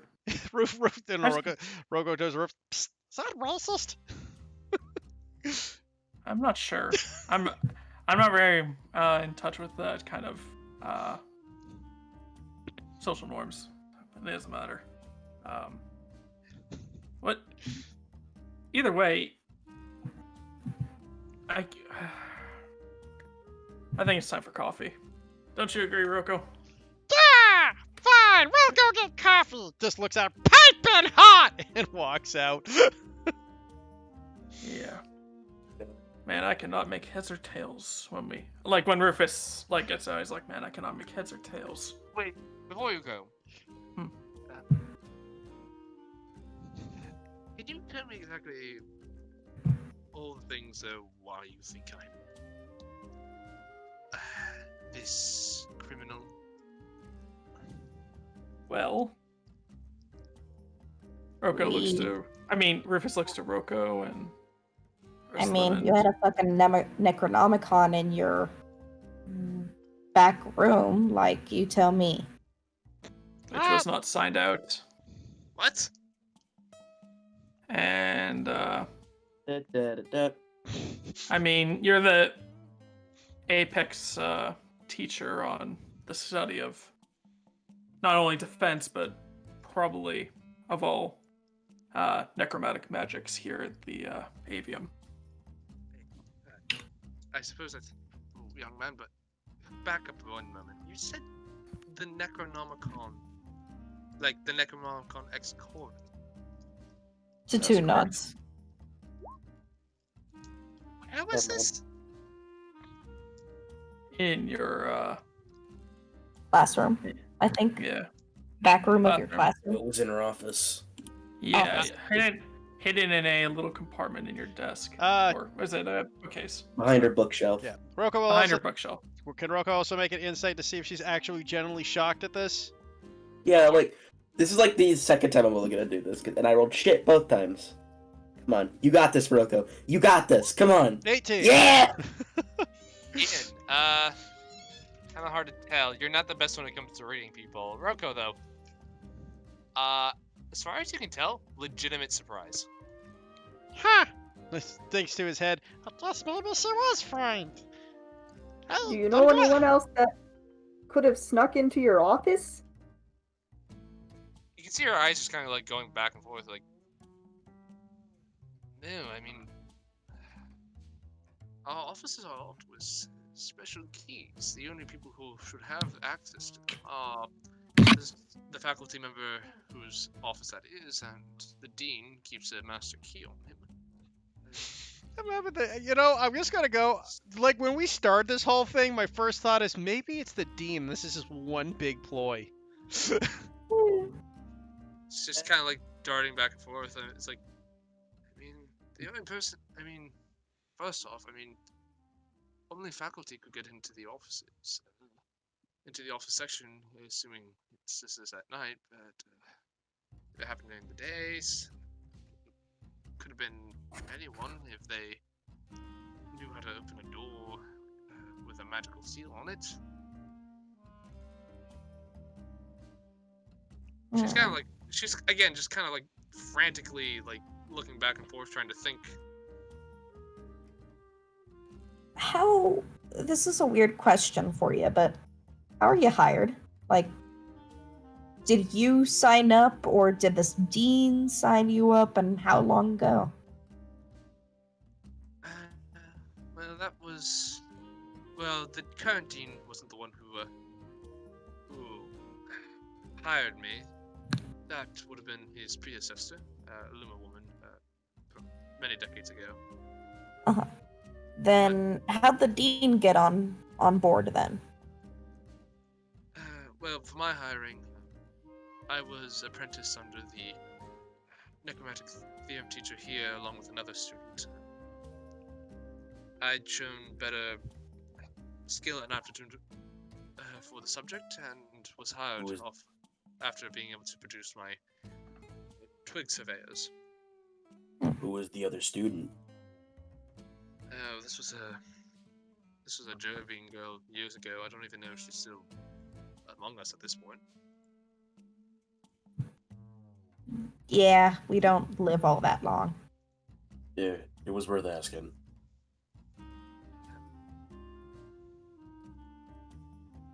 It's kind of like looking back and forth.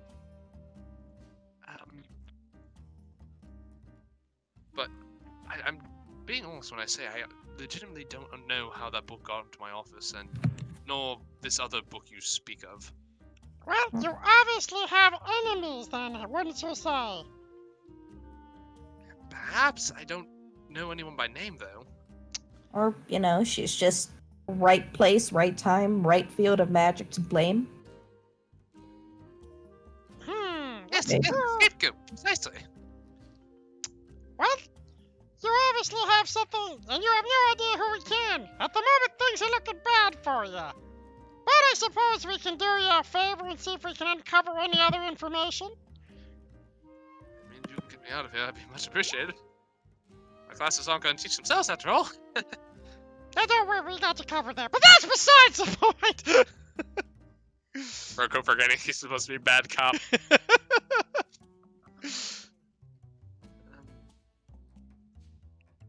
In truth, I have no idea what's going on here.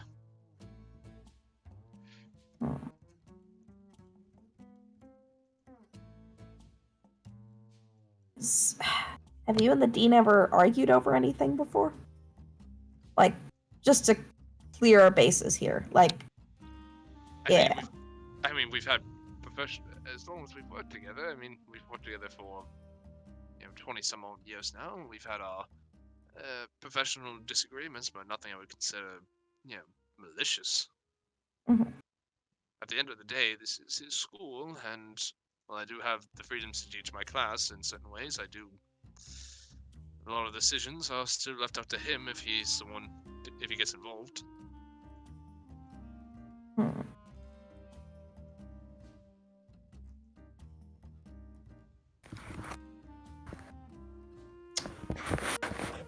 Hey, I have a thought, but that probably shouldn't be said in here. I'll respect to it, lady. Okay, well, I guess we're done for now. Unless anybody else got any questions. I can't think of anything. Okay, we'll be back! Wait, What? didn't you say there was something going on with pagans that was like necromancy adjacent?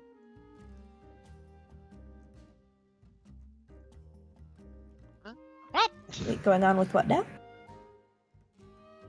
I don't know if you guys heard. He said, didn't you say there was something with going on with Figgins that was like necromancy adjacent, or something that was happening that was necromancy adjacent? Wait a minute, I got a question. Yeah, Oh. he was all haunted after seeing that thing in the night. I mean, if she doesn't know what happened, she might be able to give insight on him. True enough. What would leave behind necromantic traces in a student?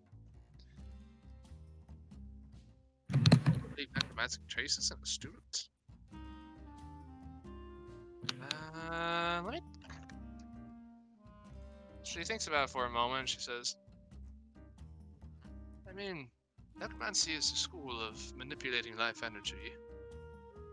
If something left necromantic energies in a student, I suppose he could be in some way cursed, or perhaps some of his life force has been tampered with in a way. Hmm. But do you know what kind of things could leave that in someone? Tutu has no idea, and I honestly have no idea of what the fuck we're talking about, so... Listen, man, I'm just grasping at straws here. Well, various undead would probably be my first instinct to go to.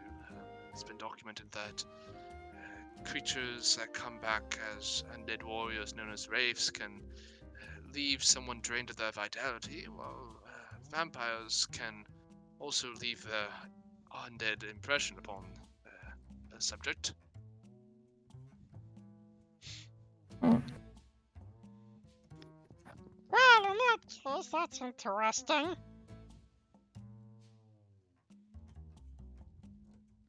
Roko looks over at everybody. Well, I mean, we could go talk to that student and see if he's got any other thought for us to lead towards. Wait a minute, I got one other question. Do you have any ability of tracking your stick people? Tracking? Apparently your stick people have been seen going around town in the dark, like, tunnel things in groups. En masse. Again, Cock, furrows her brow and is like, well, think of them sort of as wind-up toys. Once you remove the key and set them loose, they're on their own. You can give them commands and instruct them to do other things, but tracking them is not something I'm capable of doing. Roko looks at. So you have absolutely no way of detecting or finding out about this. Can anyone give him orders or only specific people? It depends on the order. If it's something as simple as, hey, pick that up, even a student could give that command. But if it's something of, go organize this, or clean the classroom, or something like that, then it's usually reserved for faculty of sorts, maybe a janitor, a teacher, anyone. Fair enough. Roko looks at everybody. Any other question, guys? Because I think I've covered everything. Yeah, no. I think that's everything we're gonna get out of her for me. Okay, I fair still enough. think we should go and check. I think we should go and check on the student, to be honest. Yeah, I think that's true too. We're gonna go check on the student. We'll be right back. Stay here. Let's go, guys. Thank you for your time, ma'am, and hopefully we can figure out what this is before any consequences arise. Please, Harry. I'd rather not spend any more time in here than necessary, and it's not a good look for a teacher or a student. You know, a teacher if students find out that she's been kept locked up. Mm-hmm. Why do I have like the image of like the class asking frickin' Lyran exactly what happened? Oh, your teacher was arrested for necromantic. God.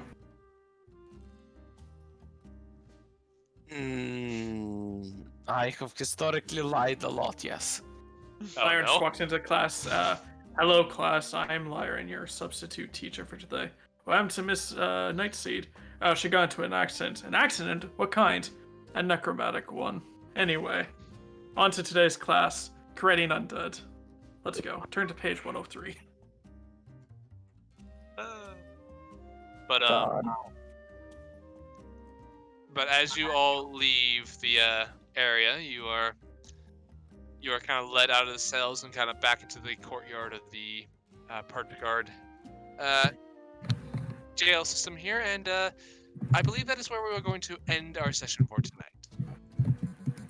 Yeah, that's good. Sounds good. Yeah, All sorry right. for coming in late today. No